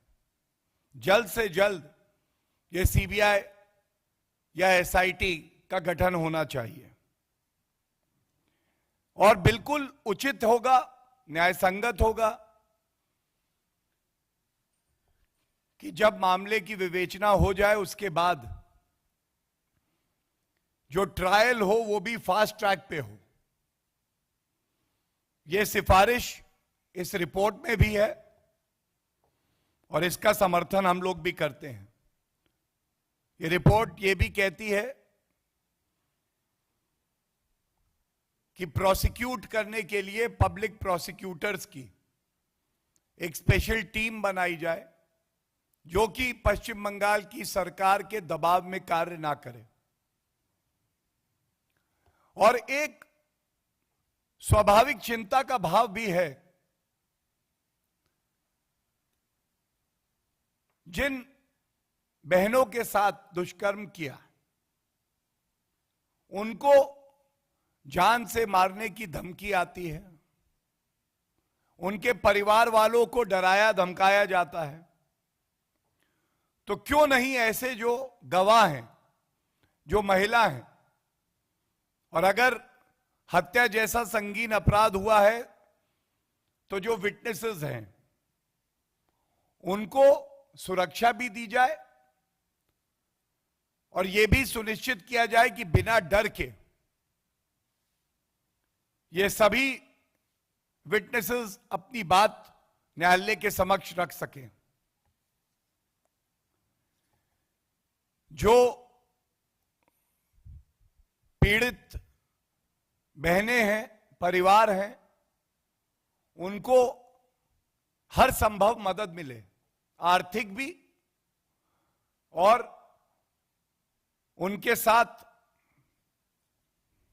भारतीय जनता पार्टी पुरजोर तरीके से खड़ी है।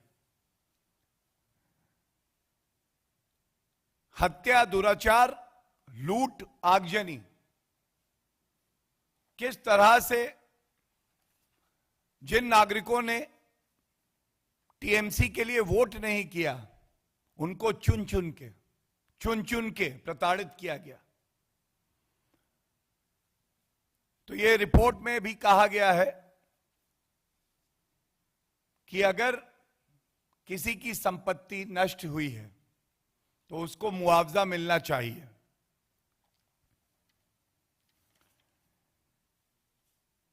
ममता बनर्जी जी की एक विशेष आदत है, संवैधानिक संस्थाओं में उनका विश्वास नहीं होता है। 2 मई के बाद आप लोग इस बात पे जरूर ध्यान दीजिएगा, सर्वोच्च न्यायालय ने फटकार लगाई है, याचिकाएं लंबित हैं। कलकत्ता हाईकोर्ट ने फटकार लगाई है। नेशनल ह्यूमन राइट कमीशन ने अपनी रिपोर्ट में यह माना है कि पुलिस की आंखें बंद थीं और वो अपने आकाओं से आदेश ले रही थी, संविधान का पालन नहीं कर रही थी। 2 जुलाई को कलकत्ता हाईकोर्ट ने यह माना कि बंगाल में विधानसभा चुनाव के बाद हिंसा हुई, ममता सरकार को गलत ठहराया गया और यह भी कहा गया कि जब लोग मारे जा रहे थे और नाबालिगों के साथ दुराचार हो रहा था तो सरकार इसे नकार रही थी। जो सरकार यह मानने के लिए तैयार नहीं है कि इस तरह के संगीन अपराध ममता बनर्जी की नाक के नीचे हो रहे हैं, उनके पार्टी के कार्यकर्ता भी इसमें लिप्त हैं। ऐसी सरकार और ऐसी नेत्री जनता को क्या इंसाफ दिलाएगी?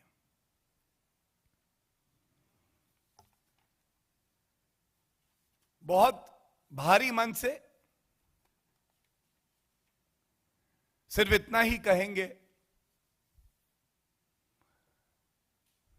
कि हो सकता है ममता बनर्जी जी की अपनी राजनीतिक महत्वाकांक्षाएं हों,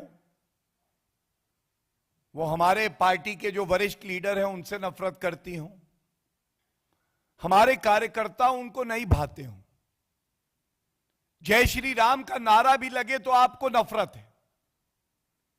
लेकिन ममता बनर्जी जी, जिस संविधान की आपने शपथ ली, उसकी एक मूल भावना को हर पल, हर घंटे, हर दिन याद करिएगा।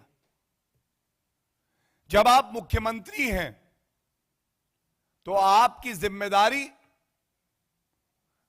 हर उस व्यक्ति के प्रति है जो हमारे देश का नागरिक है और पश्चिम बंगाल में रहता है।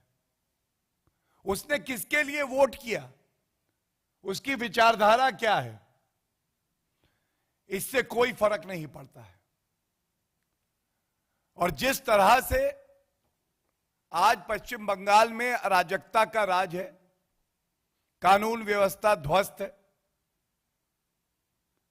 नागरिकों को प्रताड़ित किया जा रहा है,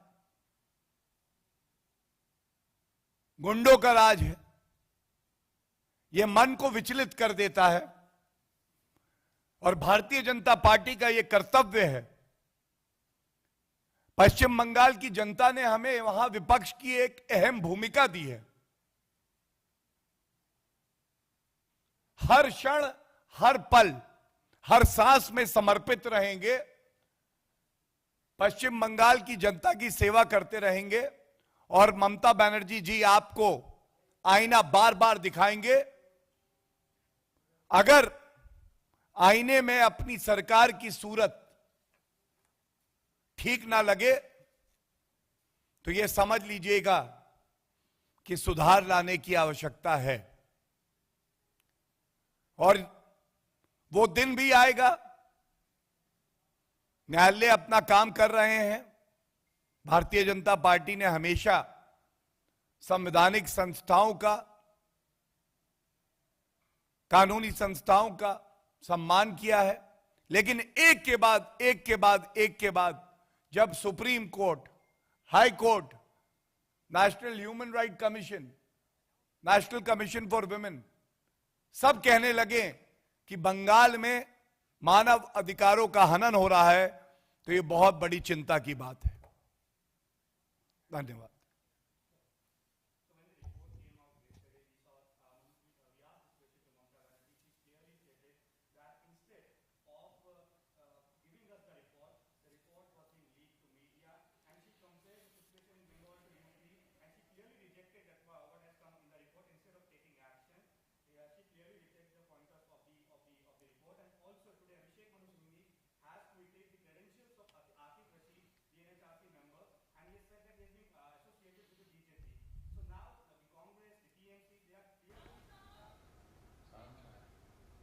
भाजपा प्रवक्ता गौरव भाटिया की आप बात सुन रहे थे। भाजपा ने पश्चिम बंगाल में तृणमूल कांग्रेस पर कई गंभीर आरोप लगाए हैं।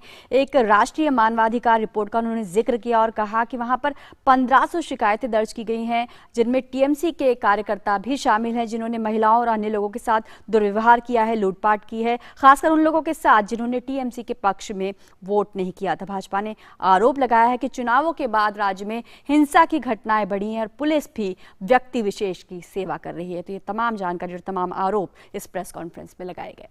और अब आगे बढ़ते हैं। प्रधानमंत्री नरेंद्र मोदी आज वीडियो कॉन्फ्रेंस के माध्यम से गुजरात में रेलवे की कई महत्वपूर्ण परियोजनाओं का उद्घाटन करेंगे। इनमें नवनिर्मित गांधीनगर रेलवे स्टेशन, गेज परिवर्तित और विद्युतीकृत महसाणा वरेठा लाइन और नवविद्युतीकृत सुरेंद्रनगर पिपावाव सेक्शन शामिल हैं। प्रधानमंत्री 2 नई रेलगाड़ियों वाराणसी सुपरफास्ट एक्सप्रेस और गांधीनगर और वरेठा के बीच चलने वाली MEMU को भी झंडी दिखाकर रवाना करेंगे।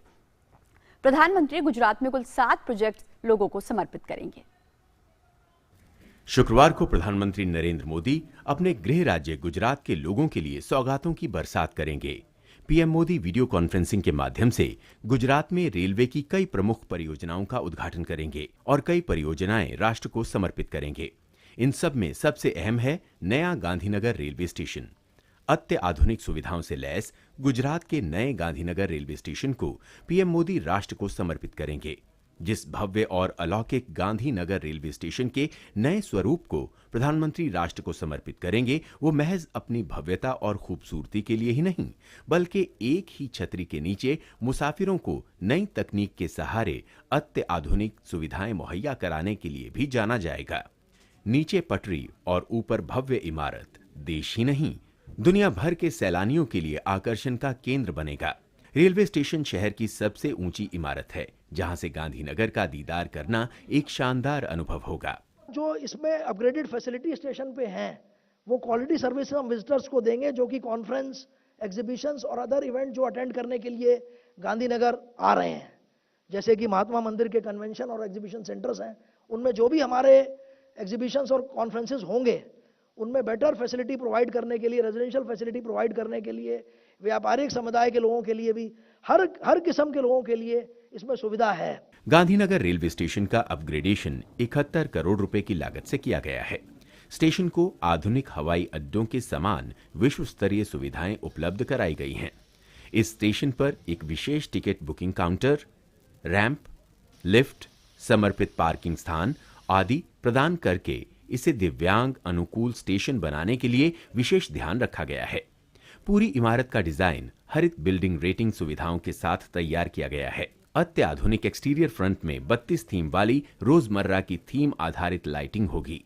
प्रधानमंत्री गांधीनगर और वरेठा के बीच 2 नई ट्रेनें यानी गांधीनगर राजधानी, वाराणसी सुपरफास्ट एक्सप्रेस और MEMU सेवा ट्रेनों को भी हरी झंडी दिखाकर रवाना करेंगे। इसके अलावा पीएम मोदी जिन परियोजनाओं को समर्पित करेंगे, उसमें गेज परिवर्तित की गई और विद्युतीकरण की गई महसाणा वरेठा लाइन और नव विद्युतीकृत की गई सुरेंद्रनगर पिपावाव खंड शामिल हैं। महसाणा वरेठा सेक्शन पर एक प्रमुख स्टेशन वडनगर है, जिसे वडनगर मोढेरा पाटन हेरिटेज सर्किट के अंतर्गत विकसित किया गया है। वडनगर स्टेशन की इमारत को पत्थर की नक्काशी का इस्तेमाल करके सुंदर ढंग से डिजाइन किया गया है। वडनगर शहर और तालुका की जनता में बहुत खुशी है और यह ट्रेन चालू होने से जनता को खर्च भी कम होगा और टाइम भी बचेगा और अद्यतन मुसाफरी मिलेगी। इसके अलावा पीएम मोदी गुजरात के लोगों को कुछ ऐसे विश्व स्तरीय तोहफे देंगे जो बच्चों और युवाओं को खास तौर पर पसंद आएंगे। इसमें गुजरात साइंस सिटी में एक्वेटिक्स और रोबोटिक्स गैलरी तथा नेचर पार्क शामिल हैं। These projects have been implemented under the aegis of the Gujarat Council of Science City, which works under the Department of Science and Technology of the Government of Gujarat. करीब 79 different प्रकार के भिन्न प्रकार के robot और कुल मिलाकर के 200 से अधिक रोबोट वहाँ पर रखे गए हैं, जो डिफेंस में, रिसर्च में, रेस्क्यू में, खेतीबाड़ी में, मेडिसिन में, दवाई में, वो सब विभिन्न क्षेत्रों में किस तरह से इसका उपयोग किया जाता है, वो सब दिखाया गया है। अत्याधुनिक सार्वजनिक एक्वेटिक गैलरी में दुनिया के विभिन्न क्षेत्रों से संबंधित जलीय प्रजातियों को समर्पित विभिन्न टैंक हैं, जिनमें एक प्रमुख टैंक भी शामिल है जिसमें पूरी दुनिया की प्रमुख शार्क मछलियां हैं। यहां एक अनोखी 28 मीटर लंबी वॉकवे टनल भी है जो एक अनूठा अनुभव देती है। एक्वेटिक गैलरी का सबसे मुख्य आकर्षण है ये शार्क टनल, जहां पर अलग अलग तरीके की शार्क जो है वो आप देख पाएंगे। इसके साथ ही इस एक्वेटिक गैलरी में 180 से ज़्यादा अलग अलग स्पीशीज और साथ में 11,000 से भी अधिक अलग मछलियां जो हैं वो भी आप देख पाएंगे। वहीं रोबोटिक्स गैलरी दरअसल रोबोटिक तकनीक की तरक्की को प्रदर्शित करने वाली एक इंटरैक्टिव गैलरी है जो यहां आने वाले लोगों को रोबोटिक्स के निरंतर आगे बढ़ते क्षेत्र से परिचय कराने का मंच प्रदान करेगी। इसके प्रवेश द्वार पर ट्रांसफॉर्मर रोबोट की एक विशाल प्रतिकृति लगाई गई है। इस गैलरी में एक अनूठा आकर्षण एक रिसेप्शन ह्यूमनॉइड रोबोट है जो खुशी, आश्चर्य और उत्तेजना जैसी भावनाओं को व्यक्त करते हुए यहां आने वाले लोगों से संचार करता है। प्रधानमंत्री गुजरात के लोगों को नेचर पार्क की भी सौगात देंगे। इस पार्क में mist garden, chess garden, selfie point, sculpture park और आउटडोर मार्ग सहित कई खूबसूरत विशेषताएं हैं। इसमें बच्चों के लिए डिजाइन की गई दिलचस्प भूल भुलैया भी है। इस पार्क में वैज्ञानिक जानकारी से भरपूर प्राचीन mammoth, terror bird, sabre tooth lion जैसे विलुप्त जानवरों की विभिन्न मूर्तियां भी नजर आती हैं। यानी प्रधानमंत्री भले ही दिल्ली में हों, लेकिन वो गुजरात के लोगों को जो सौगातें देंगे वो न केवल राज्य के बुनियादी ढांचे को मजबूत करेंगी बल्कि गांधीनगर और अहमदाबाद को दुनिया के अत्याधुनिक शहरों में शुमार करने में मददगार होंगी। गुजरात के गांधीनगर का नया रेलवे स्टेशन विश्व स्तरीय अत्याधुनिक सुविधाओं से लैस होगा जो सिर्फ हिंदुस्तान के लिए नहीं बल्कि दुनिया भर के मुल्क के लोगों के लिए नजीर पेश करेगा। ऐसे प्रयोग देश के अन्य हिस्सों में होंगे तो भारतीय रेल का कायाकल्प निश्चित रूप से होगा। कैमरामैन राकेश के साथ Rajesh Raj, DD news, Delhi. Rail मंत्री अश्विनी वैष्णव ने कहा है कि नवनिर्मित गांधीनगर कैपिटल रेलवे स्टेशन में सभी आधुनिक सुविधाएं मौजूद हैं। उन्होंने कहा कि सरकार का मिशन लोगों की आकांक्षाओं को पूरा करना है। बहुत ही सुंदर स्टेशन बना है, ये देश भर के लिए एक मॉडल बनेगा। देश भर में प्रधानमंत्री जी का विजन है कि जनमानस को अच्छी से अच्छी सुविधाएं मिले। एक ऐसा विजन है कि हमारे जो एस्पिरेशंस है, देश के एस्पिरेशंस है, उनको साकार रूप मिले।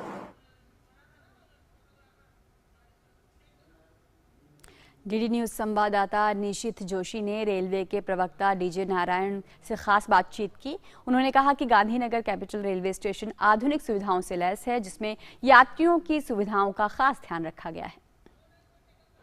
गांधीनगर कैपिटल रेलवे स्टेशन प्रधानमंत्री नरेंद्र मोदी जी का ये ड्रीम प्रोजेक्ट है जो आज साकार होने जा रहा है। हमारे साथ जो उपस्थित है principal spokesperson ministry of railway से श्री डीजे नारायण जी, आइए उनसे सीधी बात करते हैं। सर, पहले तो ये प्रधानमंत्री नरेंद्र मोदी जी का ड्रीम प्रोजेक्ट है, आज ये साकार होने जा रहा है, क्या कहेंगे आप इसके बारे में? ये प्रधानमंत्री जी का विजन है कि देश के तमाम नागरिकों को आधुनिकतम सुविधापूर्ण स्टेशन प्रोवाइड किए जाएं। ऐसे इंटीग्रेटेड स्टेशन कॉम्प्लेक्स जहां पे कि वर्ल्ड क्लास फैसिलिटीज हों, अच्छे उनकी सुविधाएं हों और उसके साथ बाकी इकोसिस्टम भी डेवलप हो। काफ़ी चीज़ों में बदलाव हुआ है पिछले समय से, तो चाहे वो टेक्नोलॉजी की बात हो, स्पीड की बात हो या फिर जो एनवायरनमेंट प्रोटेक्शन की बात हो, तो इसका इस रेलवे स्टेशन पे किस तरह से ध्यान रखा गया है? देखिए, ये सब चीज़ें स्टेशंस लेटेस्ट आधुनिक टेक्नोलॉजीज और सुविधाओं से युक्त होंगी। फ्री वाईफाई होंगे, एयर कंडीशन होंगे, यात्रियों के लिए सुविधाएं होगी, अच्छी बुकिंग सुविधा होगी, अच्छी वेटिंग कैपेसिटी एरिया होगा। जो एक यात्री जो उसको रिक्वायरमेंट होती करिए, आम नागरिक की बात कर रहे हैं। अदरवाइज आप रेलवे के जो ग्रीनिंग की बात एनवायरनमेंट पर आते हैं, रेलवे इंडिया दुनिया का सबसे बड़ा ग्रीन इनिशिएटिव करने जा रहा है। टोटल रेल इलेक्ट्रिफिकेशन हो जाएगा 2023 के एंड तक। कोई भी हमारे पास डीजल गाड़ियां नहीं होंगी, सब रेलवे इसकी इलेक्ट्रिक होगी, जिससे कि 14-15 हज़ार करोड़ के आसपास की सेविंग्स होगी क्योंकि हम इलेक्ट्रिक इंजन यूज़ करेंगे जो कि इन्वायरमेंट फ्रेंडली होगा। उसके अलावा सोलराइजेशन का भी प्लान चल रहा है, तो रेलवे के आसपास की जो किनारे रेल पटरियों के आसपास की ज़मीन होती है उस पर भी बहुत काम आगे बढ़ रहा है। तो ये ओवरऑल एक इंटीग्रेटेड प्लान है डेवलपमेंट का। रेलवे फ्यूचर के लिए तैयार हो रहा है कि साउथ एशिया की दुनिया की एक आधुनिकतम रेलवे सिस्टम बने। बात करी नॉर्थ ईस्ट की कनेक्टिविटी पे बड़ा तेजी से प्रयास चल रहा है। हमें अंदाजा है कि शायद 2024 तक ये सारी कनेक्टिविटीज पूरी हो जाएंगी। एक आध जगह मेघालय में और सिक्किम की एक आध लाइन में थोड़ा सा टेक्निकल इश्यूज हैं जिसको कि हम सरमाउंट करने का प्रयास कर रहे हैं, उसको भी पूरा कर लेंगे। अदरवाइज नॉर्थ ईस्ट भी हमारा पूरी तरीके से पूरा कनेक्टेड होने जा रहा है। जी, तो ये थे principal spokesperson ministry of railway से श्री डीजे नारायण जी, जिन्होंने बोला कि रेलवे का फ्यूचर बहुत ब्राइट है और आने वाले दिनों में उन्होंने रेलवे किस तरह से इनिशिएटिव लेगा उसकी रूपरेखा दी। सहयोगी जतिन भट्ट के साथ निशित जोशी, दूरदर्शन समाचार, गांधीनगर। और अफगानिस्तान में पत्रकार दानिश सिद्दीकी की हत्या की गई है। इसी पर सूचना और प्रसारण मंत्री अनुराग ठाकुर ने एक ट्वीट किया है। उन्होंने लिखा है, Danish Siddiqui leaves behind an extra ordinary body of work. He won the Pulitzer Prize for photography and was embedded with the Afghan forces in Kandahar, sharing one of his picture below. Sincere condolence, RIP. तो खेद जताया है पत्रकार दानिश सिद्दीकी की हत्या पर। तालिबान ने अफगानिस्तान में पत्रकार दानिश सिद्दीकी की हत्या कर दी है। और अब लौटते हैं गांधीनगर की तरफ, जहां पर रेलवे में, भारतीय रेलवे में एक नया अध्याय आज जुड़ने वाला है। हमारे संवाददाता गांधीनगर से निशित और वडनगर से अभिषेक सिंह हमारे साथ जुड़ गए हैं। अभिषेक, पहले आपके पास आना चाहेंगे। गांधीनगर एक मंच बना है, लेकिन वास्तव में अगर बात करें तो भारतीय रेलवे के इतिहास में आज से एक नया अध्याय जो है वो जुड़ने जा रहा है। बिल्कुल रजनी, देखिए अगर हम भारतीय रेलवे की बात करें तो भारतीय रेलवे को लेकर जब गांधीनगर कैपिटल स्टेशन का जब रीडेवलपमेंट प्रोग्राम शुरू हुआ था तो प्रधानमंत्री ने भूमि पूजन किया था और तब प्रधानमंत्री ने कहा था कि अगर रेल को गति मिलेगी तभी देश को प्रगति मिलेगी। और महज कुछ ही वर्षों के अंदर जो पूरा स्ट्रक्चर है रीडेवलपमेंट का वो बनकर तैयार है। विश्व की सबसे आधुनिक सुविधाओं वाला ये रेलवे स्टेशन बनकर तैयार है, जहाँ जो कि अब जो पैसेंजर्स है उनके लिए क्वालिटेटिव बदलाव लेके आएगा, चेंज लेके आएगा। आप देख सकते हैं कि जिस तरीके से अब इसके अलावा भी 2 और प्रोजेक्ट जो हैं जिसमें कि जो इलेक्ट्रिफिकेशन का काम हुआ है 266 किलोमीटर का, उसको सुंदरनगर से पिपरुआ के बीच में, उसको भी प्रधानमंत्री उसका भी उद्घाटन करेंगे। और साथ साथ 2 ट्रेन भी यहाँ पर प्रधानमंत्री हरी झंडी दिखाकर चलाएंगे। जो एक मेमो ट्रेन है जो कि यहाँ से चलेगा, गांधीनगर से चल करके विठवा तक जाएगा, उस ट्रेन की अगर बात करें तो उसमें एक स्टेशन आता है वडनगर जो कि प्रधानमंत्री का गृह नगर भी है। और यहाँ पर भी जो है इस ट्रेन के आगे जो लास्ट स्टेशन महसाना तक जो जा रही है उसकी भी अगर हम बात करें, उस सेक्शन की बात करें, 55 किलोमीटर का ये सेक्शन है जिसको कि ब्रॉड गेज में कन्वर्ट किया गया और पूरा इलेक्ट्रीफाई किया गया इसे। इसके कारण जो यहाँ पर टूरिज्म है, जो इस सर्किट के अंदर जो टूरिज्म है उसको काफ़ी फायदा होगा। लोगों का रोजगार जो है, लोगों को रोजगार मिलेगा, स्वरोजगार की संभावना यहाँ बढ़ेगी। और सबसे बड़ी बात जो यहाँ पर अंबाजी है जो कि एक शक्तिपीठ है, एक बड़ा तीर्थ स्थल है, वहाँ पर लोगों को जाने में अब सहूलियत होगी क्योंकि वहाँ तक जो है अब रेलगाड़ी इलेक्ट्रिक इंजन है वो वहाँ तक जाएंगी, पूरा रूट इलेक्ट्रिक कर दिया गया। और साथ ही साथ जो माउंट आबू है उसको उस तरफ भी रेलवे के विस्तार के लिए एक ये बहुत ही अच्छा तरीका होगा कि धीरे धीरे करके इसका विस्तार किया जा सके। रजनी जी, निशित आपके पास आना चाहेंगे, कितना बड़ा पल है ये गांधीनगर के लोगों के लिए, गुजरात के लोगों के लिए। अगर बात करें स्टेशन की तो ना केवल अपने आप में अत्याधुनिक सुविधाओं से लैस है बल्कि संस्कृति की झलक भी मिलेगी, इको फ्रेंडली भी है।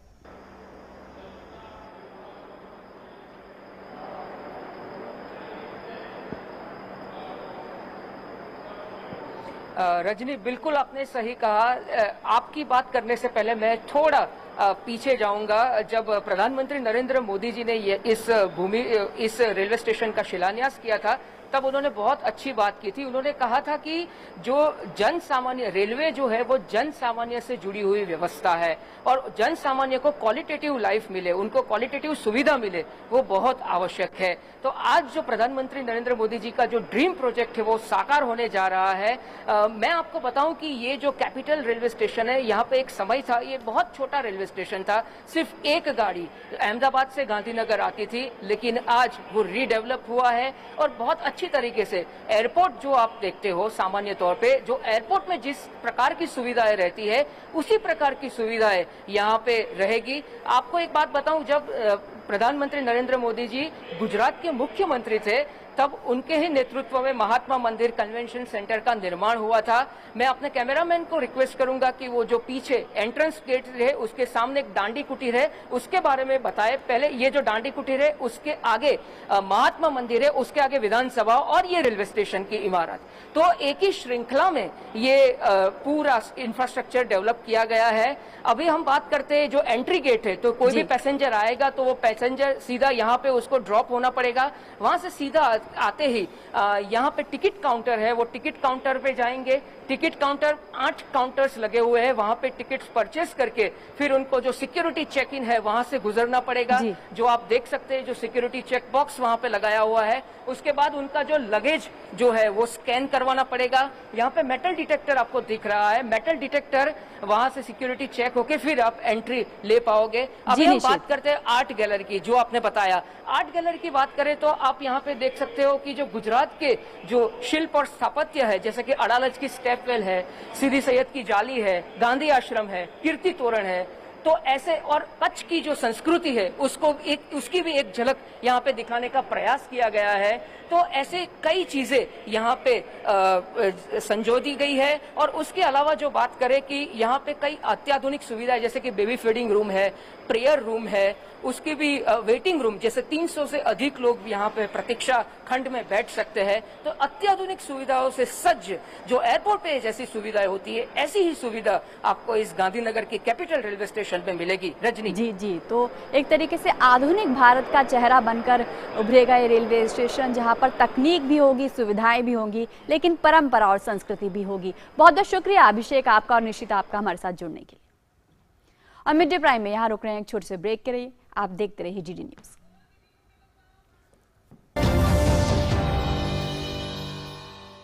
2 5 10, 2 छंगे 12, 2 सत्ते 14, 2 8 16, 2 9 18, 2 ढाई 20। कलेक्टर बनेगी मेरी पोती, देख लेना। आंगनवाड़ियों को आधुनिक बनाकर, ई लर्निंग और बाला डिजाइन से पढ़ाकर एक हो रही है बच्चे बच्चे के भविष्य की कहानी। नंदघर बाय वेदांता, देश की जरूरतों के लिए।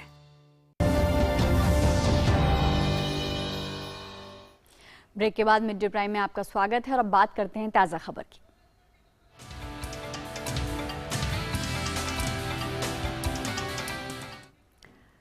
कोरोना संकट के बीच कांवड़ यात्रा को लेकर असमंजस की स्थिति अब भी बनी हुई है। केंद्र ने सुप्रीम कोर्ट में हलफनामा दायर किया है कि कोविड महामारी के मद्देनजर राज्य सरकारों को हरिद्वार से गंगा जल लाने के लिए कांवड़ियों की आवाजाही की अनुमति नहीं देनी चाहिए। इसके बजाय राज्य जगह जगह गंगा जल उपलब्ध कराए ताकि लोग नजदीक के शिव मंदिर में अभिषेक कर सकें। वहीं उत्तर प्रदेश सरकार ने कोर्ट से कहा है कि राज्य सरकार की मंशा न्यूनतम संख्या में लोगों के साथ सांकेतिक कांवड़ यात्रा की अनुमति देने की है। सुप्रीम कोर्ट ने टिप्पणी की कि यात्रा की अनुमति नहीं दी जा सकती, ये हर नागरिक से जुड़ा हुआ मामला है। सुप्रीम कोर्ट ने उत्तर प्रदेश सरकार से कांवड़ यात्रा को अनुमति देने के अपने फैसले पर पुनर्विचार करने को कहा है। सुप्रीम कोर्ट ने उत्तर प्रदेश सरकार से सोमवार को अपने फैसले से कोर्ट को अवगत कराने को भी कहा है, नहीं तो कोर्ट आदेश जारी कर देगा। और अब नजर डालते हैं अन्य राष्ट्रीय खबरों पर।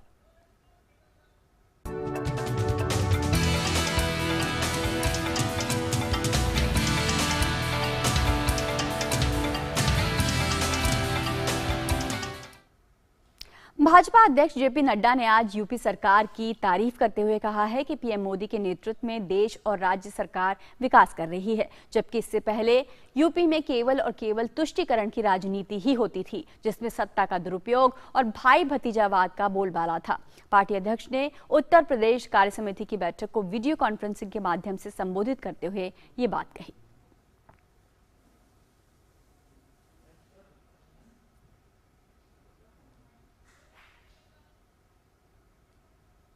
ये तुष्टीकरण की राजनीति के जाल में जकड़ा हुआ था।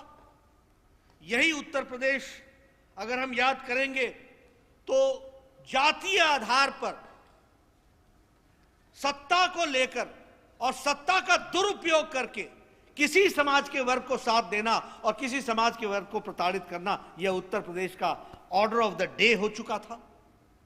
विकास नाम की चीज नहीं थी। जातिवाद, भाई भतीजावाद, भ्रष्टाचार, अनाचार, इसका अड्डा बना था तो उत्तर प्रदेश था।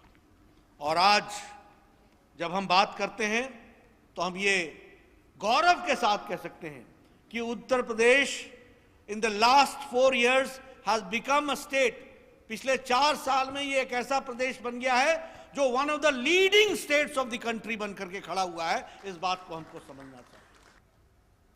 देश में कोरोना वायरस के दैनिक मामलों में लगातार गिरावट दर्ज की जा रही है।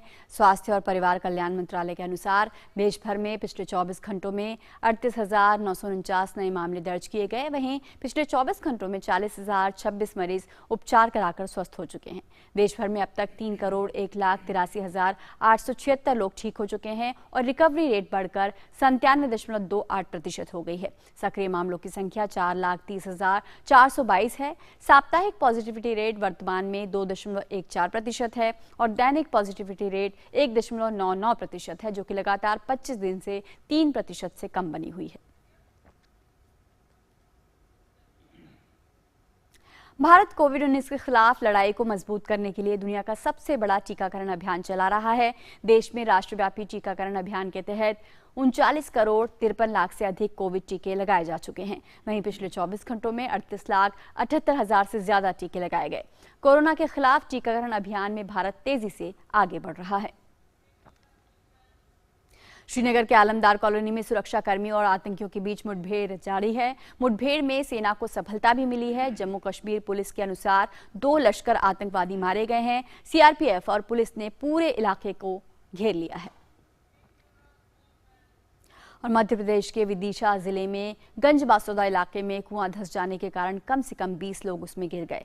हादसे में 3 लोगों की मौत हुई है और 19 से ज्यादा लोगों को बचा लिया गया है। एनडीआरएफ और एसडीआरएफ की टीमें देर रात से बचाव कार्य में जुटी हुई हैं। जानकारी के मुताबिक एक बच्ची को बचाने के दौरान यह हादसा घटा। कुएं की गहराई 30 फुट बताई जा रही है। बचाव अभियान के दौरान एक ट्रैक्टर भी कुएं में गिर गया, जिसमें 4 पुलिसकर्मी सवार थे, जिनमें 3 पुलिसकर्मियों को बचा लिया गया है। मुख्यमंत्री ने कहा कि राज्य शासन ने निर्णय लिया है कि मृतकों के परिजनों को 5 लाख रुपए की आर्थिक सहायता और घायलों को 50,000 रुपए और निःशुल्क इलाज की सुविधा प्रदान की जाएगी। हादसे में अब तक 4 लोगों की मौत हुई है। मुख्यमंत्री शिवराज सिंह चौहान ने कहा है कि बचाव कार्य अब भी जारी है और वे लगातार निगरानी कर रहे हैं। घटनास्थल पर commissioner, IG, collector, SP, NDRF और एसडीआरएफ की टीमें लोगों को मदद पहुंचा रही हैं। घटना दुर्भाग्यपूर्ण है। अभी 3 सब मिले हैं। हमने तय किया कि पीड़ित मृतकों के जो परिवार हैं उनको तत्काल 5-5 लाख रुपए की सहायता राशि दी जाएगी। घायलों के उपचार की पूरी व्यवस्था करा रहे हैं। 50-50 हजार रुपए की राशि उनको देने का फैसला किया है। इलाज के लिए और कोई ज़रूरत होगी तो वो भी पूरी करेंगे। पीड़ित परिवार के साथ सरकार खड़ी है और आगे भी जो ज़रूरत होगी उन परिवारों को की हम पूरी करेंगे। लेकिन अभी तो हमारी प्राथमिकता है कि हम इस ऑपरेशन को जल्दी से जल्दी पूरा करके लोगों को निकाल लें। उसमें पूरी शिद्दत के साथ, पूरी गंभीरता से दिन और रात पूरी टीम मंत्री सहित लगी हुई है। तो विदिशा में लोगों को दी जा रही है मदद। और आज मिड डे प्राइम में बस इतना ही। लेकिन कोविड के खिलाफ देश की जंग जारी है, तो आप भी मास्क पहनिए और कोविड से संबंधित जो भी सावधानियां हैं उनका पालन करिए। नमस्कार।